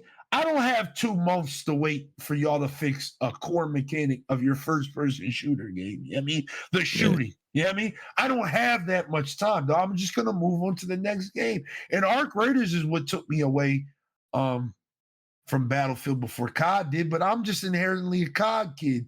So once Call of Duty came out, I just kind of never seen a point to go back to Battlefield. I ain't gonna lie, like it's the same game regardless. One is just more open, more players, more casual. I will say Battlefield is the more casual game, but at the end of the day, it is literally Call of Duty, dog. Battlefield is Call of Duty. Battlefield 6 is Call of Duty. I just don't understand why game devs keep fucking just copying. Like, I get the numbers argument. Because it worked for COD, it worked for Fortnite. They thought it would work for them, but the problem is it's not working for COD. Fortnite, it's gonna always work for because of the kids. Fortnite pivoted a long time ago. They went from Battle Royale to more of a platform-based type game like Roblox and shit. Right. Yeah, right. And that's different than what, like, I think what execs see Fortnite, they just see the skins and they go, oh, how do I just whore my game out, right? Yeah. They don't see the like the fact that Fortnite is just like a multi-dimensional, like a Ready Player One type platform in the modern gaming sphere right now. Like, you go into Fortnite, you can see Peter Griffin and all that shit, right? And it's like, and it's part of its own lore is all that shit. But like Call of Duty is like, oh, what's good about Call of Duty? I don't know. I guess the attachment system's pretty good. That's about it. There's nonstop progression systems, I guess. Like people like to see the number go up. Yeah, like, I like they that. They love that shit, even though their gameplay is dog shit. They'll keep doing that as long as the number go up. I like that shit. I'm bored of that. I'm bored of that shit. Listen, I love getting on COD and just always having something to do. Like whether it's a gun to max out and get my prestige skin on, or I'm grinding camos, or I'm like ranked is out right now. I didn't talk about season 2 yet. I'm not going to do it on this podcast. We'll probably do it on the next one because I want to spend more time with it. It's only like the second week of the season anyway, so I don't want to really judge it. But like ranked is out right now, so it's like I'm not even playing pubs anymore. But when I was playing pubs on Friday, I was like, damn, I still got all my camos to grind. I still got this to level up. I want to work on this gun and get the attachments for this shit. Like, I like that shit, but I'm playing. I'm not a huge fan of the grind though. Like I don't mind grinding for like an MMO or an RPG because that's, again, it's like it's personal player progression. The power creep in them Jones is what keeps. Yeah, but I Call of Duty, I've always been like, I just want to use this gun, and that's the gun I'm going to use until they nerf the shit out of it, and then when they nerf the shit out of it, I'm like, all right, I'm done playing this game because again, it's crazy. It's crazy. It's just Battlefield 6 did the same thing. It's crazy. It's fucking crazy. Yeah, but like the fucking progression system in Battlefield 6 was actually kind of stupid. Yeah, it was challenge based, and I was like, why do I need 500 challenges to do, or 500 sniper, 200 sniper kills to get to fucking to to get my Barrett 50 cal sniper that's going to be obsolete after the first season. Hey, man. Because that's how Battlefield always was. That's what everybody tells me. But listen, man, I've chalked it up to, for me, I used to love the franchise when I was younger. I just kind of fell out with it. I like more competitive games. I mean, Battlefield's not that competitive. It's very casual. It can be competitive, but mostly it's just a casual game. It's a casual game through and through for me. Yeah, but so I fell off of it. I'm off there. For me, the best Battlefield will always be like 4. And that's just because it had crazy destructible environments and shit. Yeah, great maps. Great maps. Great maps. Yeah, 100%. There's not. I don't think there was one map I hated in Battlefield 4. No meta. Yeah, I mean, just a bunch of kids on the game just having a good time, bro. Doing whatever the fuck you wanted to do. You know what I mean? It's a shame. It's really a shame. Like, I ain't trying to hate on purpose. I'm just trying to hate because people told me that Battlefield 6 was going to be like a generational shooter, and I bought into that idea. So once again, just feel like when it first came out, it definitely answered a niche that needed filling. You know what I mean? Like, it definitely was like, would you rather play Call of Duty 7 or play Battlefield 6? You know what I mean? And it's just like, Call of Duty 7 was more the same game that we got last time. Yeah. If not worse, because of how they did a lot of the shit that they were doing. And Battlefield 6 was a nice change of pace that no one else has really been able to capitalize on as of late. Like, I think people are going back to Delta Force because Delta Force has now realized the niche, right? That Battlefield is supposedly like supposed to fill. Yeah. And now they're emphasizing more map destruction in their game. Right. And just I've been like playing Delta Force lately. I've been playing these. I originally played Delta Force, I did not care for it at all, honestly, because it just was like, to me, it was just another fucking attempt at a Battlefield clone, and just really just didn't feel like Battlefield. But I'm willing to give it another shot if the current iteration is more like Battlefield, you know, with like the Battlefield that I know about, and not. I think Delta Force, like, it's got a nice little resurgence now because the Burnt Peanut streamed it. He had like a sponsored stream week with the game. But I always thought that game was good. I just thought, like, I've only played the extraction mode. And I thought the extraction mode was kind of lacking, but they've done a lot to improve the extraction mode since the last time I played it back in like October or September of last year. So they've done a lot. I've been playing it a lot lately. I mean, I was supposed to stream it on Friday last week, but we ended up playing Arc Raiders instead. But yeah, Delta Force is really good, man. Delta Force is really good, bro. And it's free to play. Like, and it just, I think like the studio Team Jade behind it just like really understands the assignment. Like, the skins are fire, like if you're into that type of shit.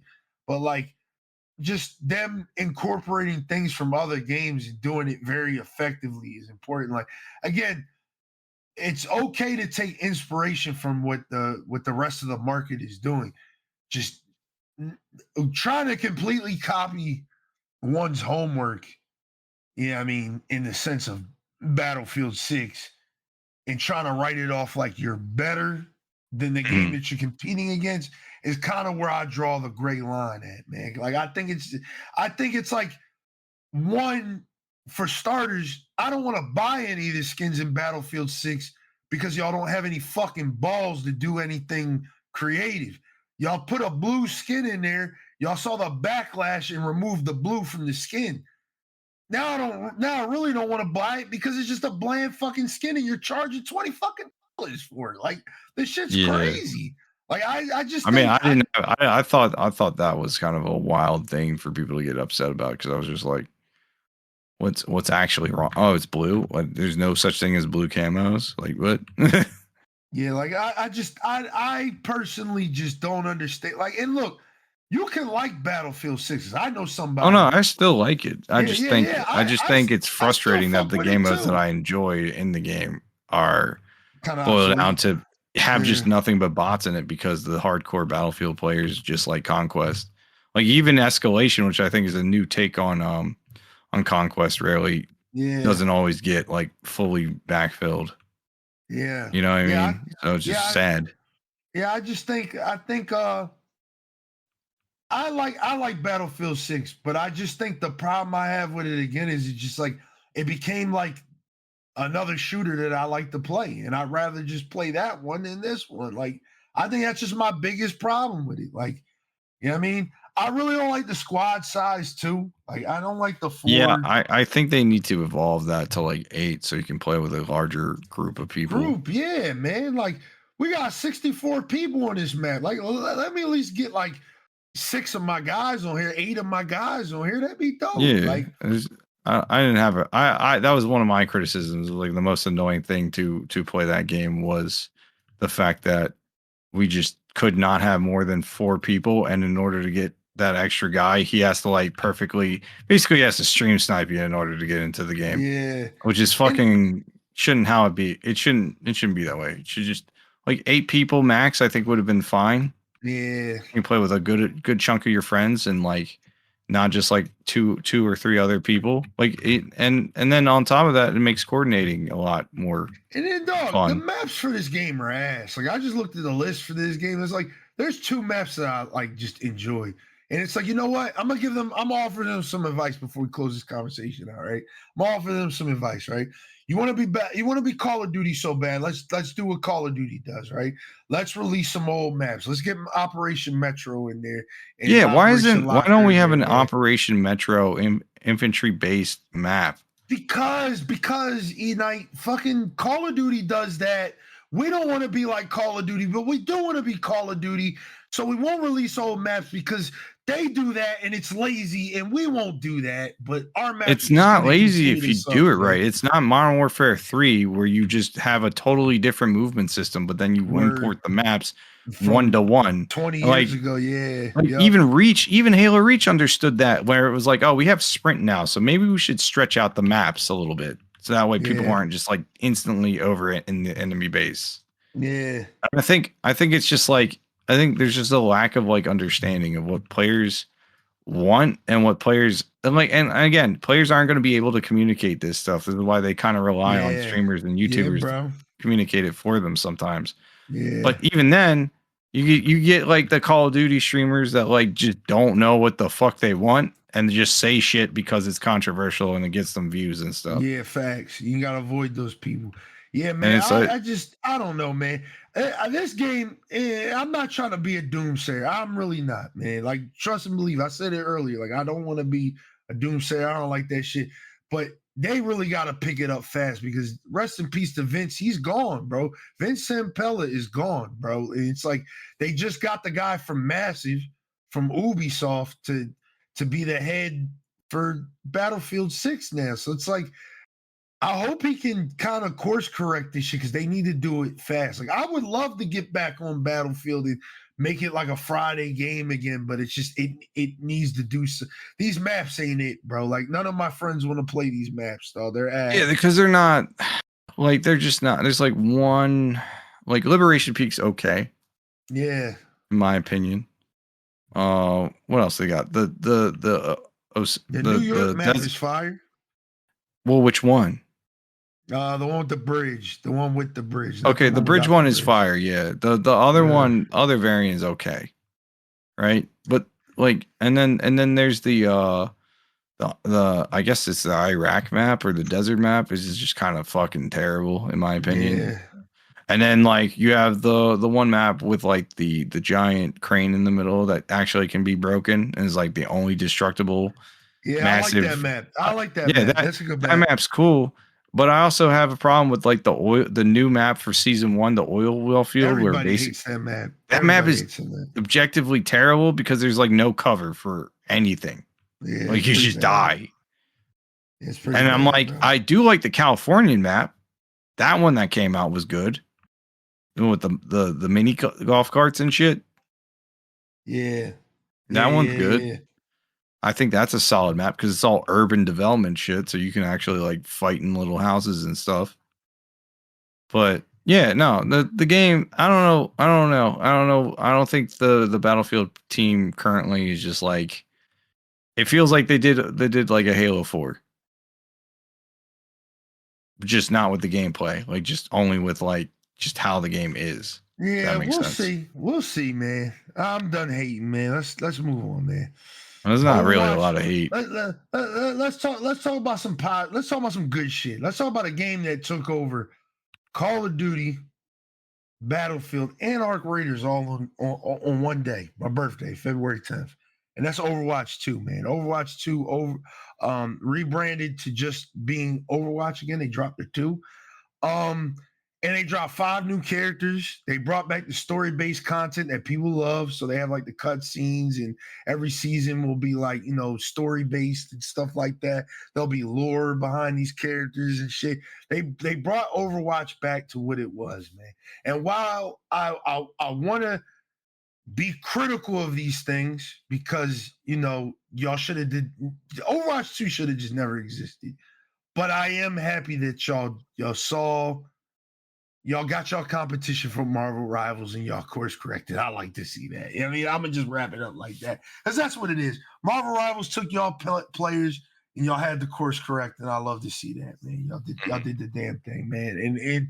And I'm going to give credit where credit is due, because I think that's what a lot of these studios just kind of fail to, like, recognize, like, hey, we fucked up. You know what I mean? Like, for Call of Duty to say, like, hey, like, we missed, like, their apology or their statement that they did, because I won't call it an apology, it was just a statement, was like a pat on the back and like acknowledge, like saying they're sorry at the same time.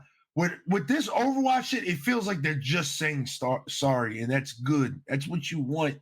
That's what I want to see, man. You being like, hey, we made a fucking mistake. I mean, we want to fix it. Not being, hey, we noticed that some of y'all didn't like this game that we made, which is one of the best shooters of all time. Like, you're doing too much with the word. With this shit, it's like you could tell, hey, we fucked up. We want to course correct. We know what Overwatch can be. And Overwatch is just on a fucking tear right now. Like, I was just watching OWC earlier, and like it was doing crazy numbers on YouTube and Twitch. Like, the interest in Overwatch is like 100% back. I've been streaming it lately. Like, it's just been a great time, dog. Like, honest to God, like, Overwatch is back. He dropped 5 new characters too on one day. You know what I mean? On one day. So I don't know, man. What's up? You coming back to Overwatch? Nah. That's fair, man. That's fair. I'm good. That's fair. To keep it on Blizzard, Diablo got new content. I'm just gonna speed run this. Basically, the Diablo 2, a game that came out like 20 years ago, they came out with a remake. Got a Warlock class, and it was playable literally that day. And then the Warlock is supposedly coming out to the new expansion for Diablo 4, and will be on the free-to-play mobile game coming that's out on Diablo Immortals. So that was just a little that thing. shit. Yeah, that game makes crazy money, dog. That game makes crazy money. So yeah, That's sad. yeah, that game's pretty big too, man. Like, it's pretty popular. Like, I had it installed on my PC like maybe like a year ago, and I was playing it just to like try it out and shit like that. There's a lot of people still on that shit, and a lot of people is decked the fuck out. So that game makes money, man. But Diablo's, I mean, Overwatch, Diablo, Blizzard, they doing their thing, man. Apparently, we're getting a StarCraft 3 or a StarCraft game this year. We gotta wait till BlizzCon for the. Yeah, I'm excited to see that, man. World of Warcraft's doing really good. They had a crazy expansion that just came out, and everybody loves it. Like, Blizzard's on a generational tear right now, man. Like, they're trying to be worth it, man, because they got bought by Xbox or Microsoft, so they gotta earn that pay, man. And they doing it. They trying to do it. They trying to do it, man. That's kind of all I got, unless you want to hit some of these other articles. They're kind of just smaller shit. You know what I mean? Unless you want to just, we can wrap it up here. We can hit them real fast and just go through them real quick. Okay. So Ashes of Creation was a rug pull, man. Oh, it was a scam, man. Go ahead and talk about it, man, because this is more your article. Go ahead. That was a crazy fucking rug pull, apparently. So like 7 years worth of like, like Star Citizen level of fucking backer support, right? Like people paying money just to play the game. And Right. not talking like buy a ship or something. Like we're talking dropping $250 to play an alpha test, up to like $500 and almost $1,000, just so you can play the game, right? As a day one backer. Game got a lot of criticism, got a lot of heat. A lot of people concerned about like people like managing that game. And apparently the guy that made it was like, "Oh, there is no board. It's just me and like one other person."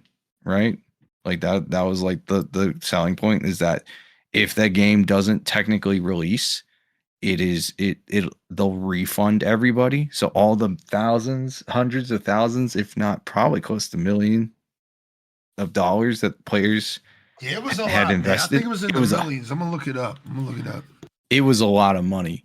But in their clause for their Kickstarter or whatever, the contract that you basically agreed to, is that if they didn't release the game, everyone would get refunded.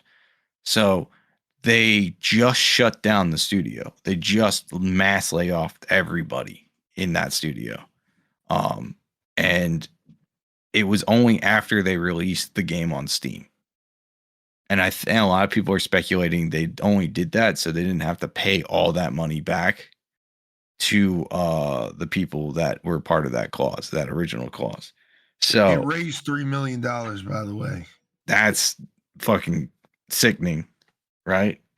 And it's an MMO, right? And it's supposed to be like a WoW clone, essentially. Like it's basically tab target, but like you can influence how the world develops and stuff by like just like it's got like elements of WoW and then elements of what was the other MMO that died recently this past year? Was New World. New World. Yeah. So like how New World had like that political system like in the background where you can kind of like negotiate with other towns and shit and be like in charge of that. So like they had something like that going on, and like that's like a really cool concept. And I was kind of curious to try it out. I was gonna check it out like one of these days, maybe if they had a sale, and I'll play it. Maybe it'd be my MMO go-to MMO. I don't know. But the game, I think literally the game came out on Steam like just the beginning of not February, but I think like halfway through January, if I'm correct. And then just recently last week or a week and a half ago, they just straight up just were like, "Yep, everyone's fired." The only reason people knew people got fired was because where the studio is, I think in California, they have to do a mass, like it's a federal law where you have to notify everybody if everyone's getting laid off, like a mass layoff is happening. So they're legally obligated. And apparently they didn't have enough money to pay any of their employees up till payroll. And basically the way they worded it was like, they don't have to, like, we can't pay you anymore. You're getting laid off, but you don't have to stop working on the game until, you want to, until we fully shut it down. So basically just like kind of like a huge fuck you to like all the developers that worked on it. And the main guy behind it, I forget his name, but he basically said he talked to the board and he had released a weird Discord message right before the announcement happened, and like basically said he's stepping away from the studio because he couldn't agree with the board. Keep you in mind, he said there was no board. And then it comes to find out that only recently he like just got like within the past month had like an investment backer that came on board to his little company. So, and they basically now own the game, right? So it just seems like the Steam thing was just the last ditch effort to like kind of like get out of the refund clause, because it technically counts as a release. But Steam has stepped in and basically has refunded everyone that purchased the game on Steam, but isn't releasing the funds to the studio. And now that guy's basically accusing Steam of holding all the current devs' payroll hostage. But it just seems it's really fucking shitty. You know what I mean? It just seems like he's trying to weasel out of a situation that seems like he kind of created. and it just looks bad, and it just feels bad because apparently the people that played Ashes of Christians, like, it wasn't perfect, but they still loved it. You know what I mean? So it's not like the game didn't have an audience. Apparently, it had a decent amount of audience, but it just wasn't enough to keep the game afloat, or the guy just got sick of it and just wanted it out. I don't know which, but it's just like, it's kind of just shitty all around the way this went down. Like, it looks like a massive fucking Red Bull. Yes, Seven was explaining this to me when it first came out, and like, because the game was like really shitty and shit like that, and he was explaining to me like all the political shit behind it, and just I'm glad I didn't cop, because I was gonna cop. Like, I was thinking about it. Yeah, I heard decent things. There was one video that kind of put me off, and it was like some dude was harping about like the development on the desert biome and how it was just nothing was in there, and then it was just like a huge scam, and I was just like, oh no, he's kind of got a point. And now this dude that made this video has been validated like fucking almost half a year later when the game's dead. I'm like, oh my god, dude. Yeah, man. Bro knew he got out while it was gone. Yeah, he's like, he saw the writing on the wall. He's like, there weren't trees in the desert. Clearly. Yeah, it sucks, man. It sucks because you don't ever want to see anybody lose their money and shit like that, man. Well, yeah, because it's a giant amount of people losing their jobs. Yeah. And a game that actually had this is the opposite of Highguard. Like, these are people that actually were playing this game, were enjoying the game for what it was. Yeah. Now not able to play the game at all because game's dead. Servers are going to be shut down as soon as they run out of money. And all because of mismanagement on the studio head guy. And it's sad. It's sad when they do shit like this because they just ruin this shit for everybody. Like, I had no doubt this game could have been probably good. It looked like it, but I don't know, man. Hey, you never know. All right, man. Before we continue, though, I'm gonna need you to switch off Black Widow. What are you talking about? I'm great. I'm great with Black Widow. This is my main. What do you mean? I'm a one-trick pony. Nah, man, you're ass. You need to get off of that, man. The Kingsman situation pissed me off so bad because I've been in so many ranked games where someone has cursed me out for playing well. Right? Didn't matter if it was ranked Halo or Siege or anything like that. Like, I've been cursed out for like just not being up someone's asshole and sucking their dick for 110 for less, I would say. And when I watched that whole VOD, I went and watched his VOD, right? Like, I watched his VOD, his whole fucking 2.5 hour long VOD of that entire situation. And I was like, why are they hating on this dude? Because he asked you to switch off a character that's going to make you lose a tournament that you're playing for money. Like, I'm all for fun and I'm all for the vibes and shit, but like the moment we're playing for money, I'm going to try my hardest, right? And especially if someone that's like top tier in my team is telling me, yo, man, I'm going to need you to switch off that. If you switch just to this character, and it's a similar play style, we'd be all right. I'm gonna be like, all right, bet, I got you. That would be the answer. It wouldn't be a fight. It wouldn't be, I might ask why, but it wouldn't be a fight about it. I'd switch. And even if we lost, it's still like, I did the most I possibly could do to improve the situation. So the fact that these weirdo content creators just dropping Google Docs on this guy about being a fucking asshole because he wants to win the game because he's broke, and then mock him for being broke is kind of just like fucking horrendous. Bro wasn't even that mean. He's not broke anymore, man. Oh no, he's a generational wealth now. But like, bro was not even that mean to any of them. Yeah, bro was like, I'm telling you, he's annoying. That's the best you can give. He's being kind of annoying about it. But even then, that's not worth a Google Doc. You know what I mean? Yeah, like, what the fuck is up with people? They shouldn't have doubled down on that shit. Like, that was the problem. Triple down on that shit. What the fuck? He let it go and then they doubled down, tripled down, quadrupled down, and Yeah, that's the word. He got kicked. He was like mad about it, but then he was like, you know what? It is what it is. I'll just move on with my life, right? And then you release Google Docs like the guy's a fucking serial rapist or some shit. Like, what? You don't need a Google Doc because someone's being an asshole to you in a video game. I'm sorry. That just seems kind of excessive.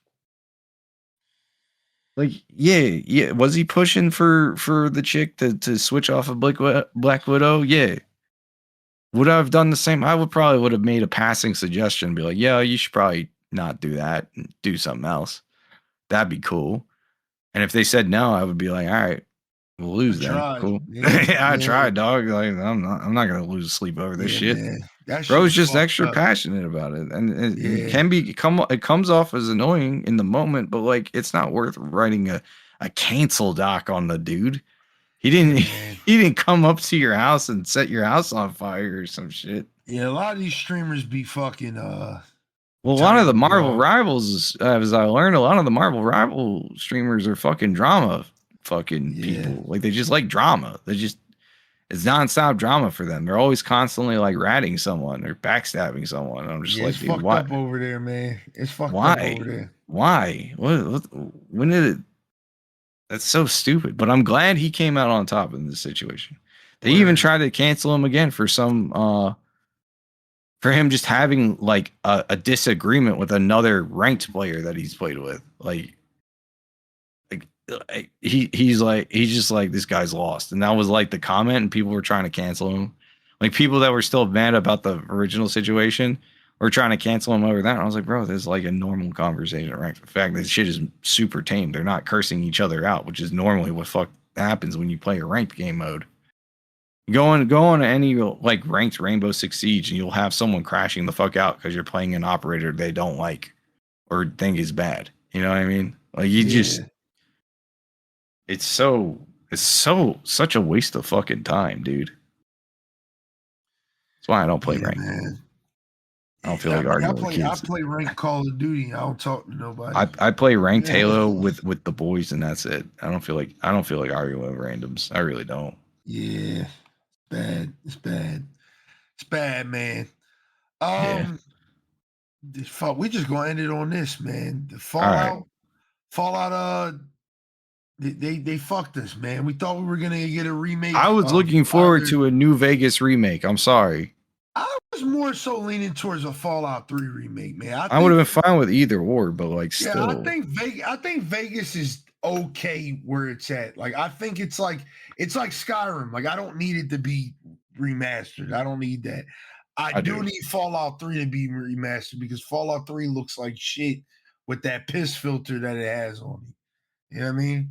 So I was looking forward to Fallout 3 getting a remake, but I mean, it ended up just being some shit for the show, man. And people lost their shit, including me. I was pissed off, though.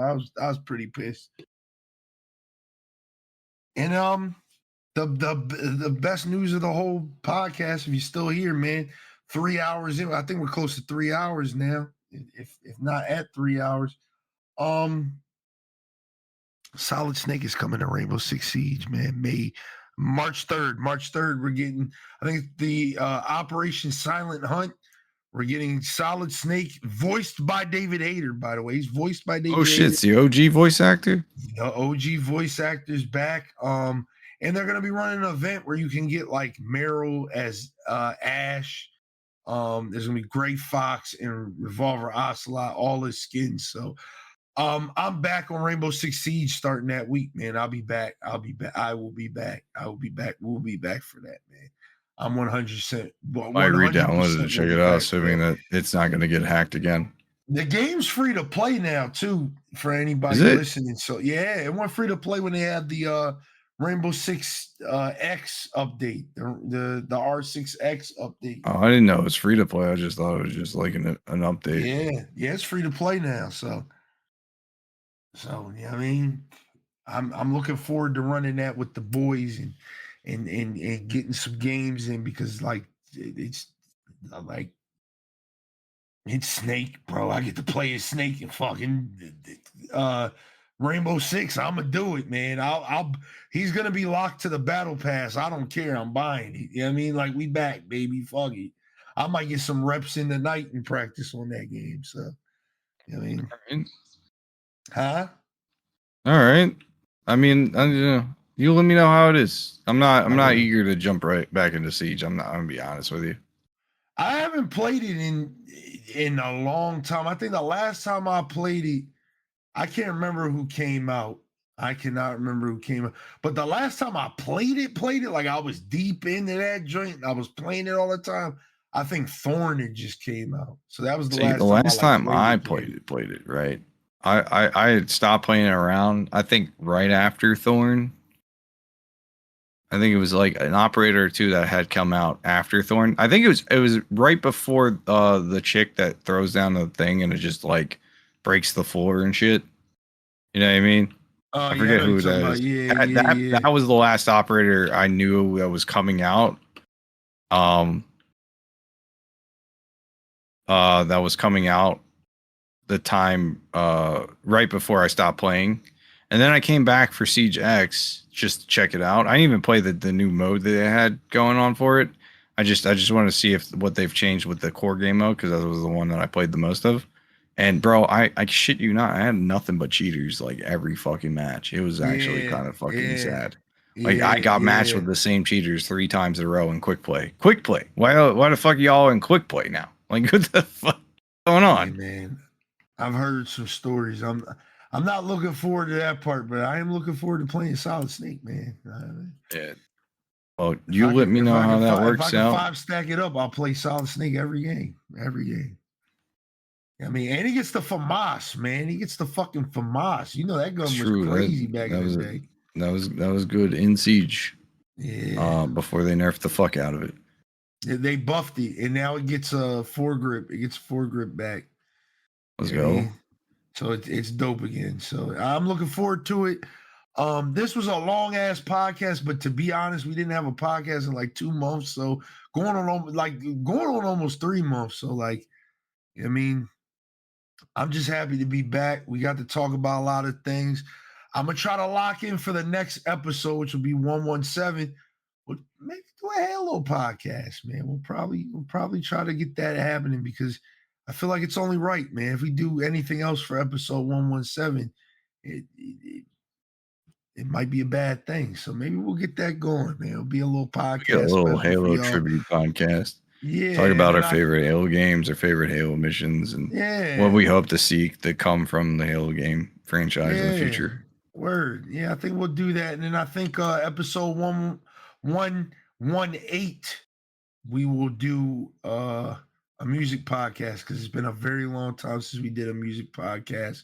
Like, very long. It's been since like probably like October or so.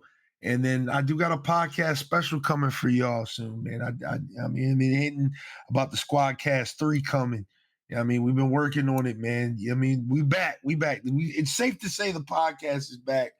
And we're going to try to get back to being semi-regular, man. So I don't know if we're going to be dropping every 2 weeks like we want to, but we're going to try. We're going to try to see what me and Eknight can do with this next episode, and then, you know, we'll lock it in, man. But you got anything to say before we wrap this shit up? Man, it was nice talking games again, man. It was just had a lot on my mind I want to talk about game wise. Yeah. We don't get to talk about video games too often, but when I do, we get in some good discussions. Real good. Dog, this is a great podcast, man. I ain't gonna lie. It's good to be back. Hopefully, like I said, we can get back to being kind of regular. Get some guests on, because I want to do that this year too, is get some guests on more frequently. So, I mean, do you think Highguard is going to die before the end of the month or after the end of the month? I think probably after the end of the month. I'm thinking right before February ends. It's going to be a total shutdown. They just dropped episode 2, so I think they got the content. I think what they're just going to do is just run through all the content, do the X-Define thing, just run through all the content and kill the game. I mean, all that content is made already. They might as well drop it. I guess it just depends on because there was an article on how much money they were spending, right? Yeah. So it was like basically that's the whole reason why they laid off the entire dev team was basically because they were spending so much money paying their 160 plus dev team. The fuck? Who is backing them? Like, you know how like Embark I had don't know. Nexon back them for Arc Raiders? Like, who Did is they have backing Nexon? I them? thought Embark was Yeah. self-published. No, Arc Raiders is published by Nexon, man, or at least backed by Nexon. Like Nexon gave them money for that shit. I think like their online infrastructure is handled by Nexon or some shit like that. I know they've got somebody else helping them. You know what I mean? I'm gonna look it up. Art Raiders, a Nexon game. Yes, Arc Raiders is published by Nexon and developed by their subsidiary Embark Studios. You know what I mean? So they are not a small company, dog. They are not a small company, dog. You know what I mean? So, yeah, bro. Which I ain't got no problem with that. Like, Nexon's a shitty company. Like, you can say what you want about Nexon, but like, Embark is done somewhat good by Arc Raiders, I would say, man. Like, they've got a lot they've got to work on, but I think Nexon like they just lit what's it called? Lit Embark cook. yeah. And they got lucky with that. Yeah, they're really good at that though. Nexon has a lot of like smaller dev teams underneath them because I forget the last game that they had that cook that was under Nexon. I can't remember. I mean, if Finals is the only other Embark game they had. No, it's not Embark. It's another like studio underneath Nexon's that was cooking. It's the same thing with Expedition. Like Expedition It's 33 not Marvel Rivals, is it? Or is that NetEase? No, that's NetEase. That's NetEase. Okay, yeah. It's another. Then I'm not sure. I can't remember. It's not important. Who cares? Look, man, we gonna get the fuck up out of here, man, because I got to stream and I gotta take a shit. I actually gotta take a shit. Yeah, you know what I mean? So this was a great episode. We'll be back in a month. Say now, we'll be back in like a couple weeks.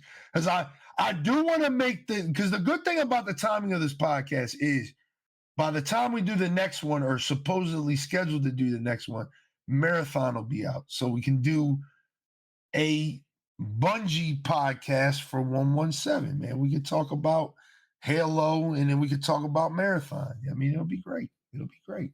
Yeah. We're gonna call the next episode 117 Marathon the Halo episode. You know what I mean? That's what it's gonna be called. Marathon the Halo episode, man. You know what I mean? Yeah, let's do it. All right. See you on the next one. We out of here. Peace. Okay, bye.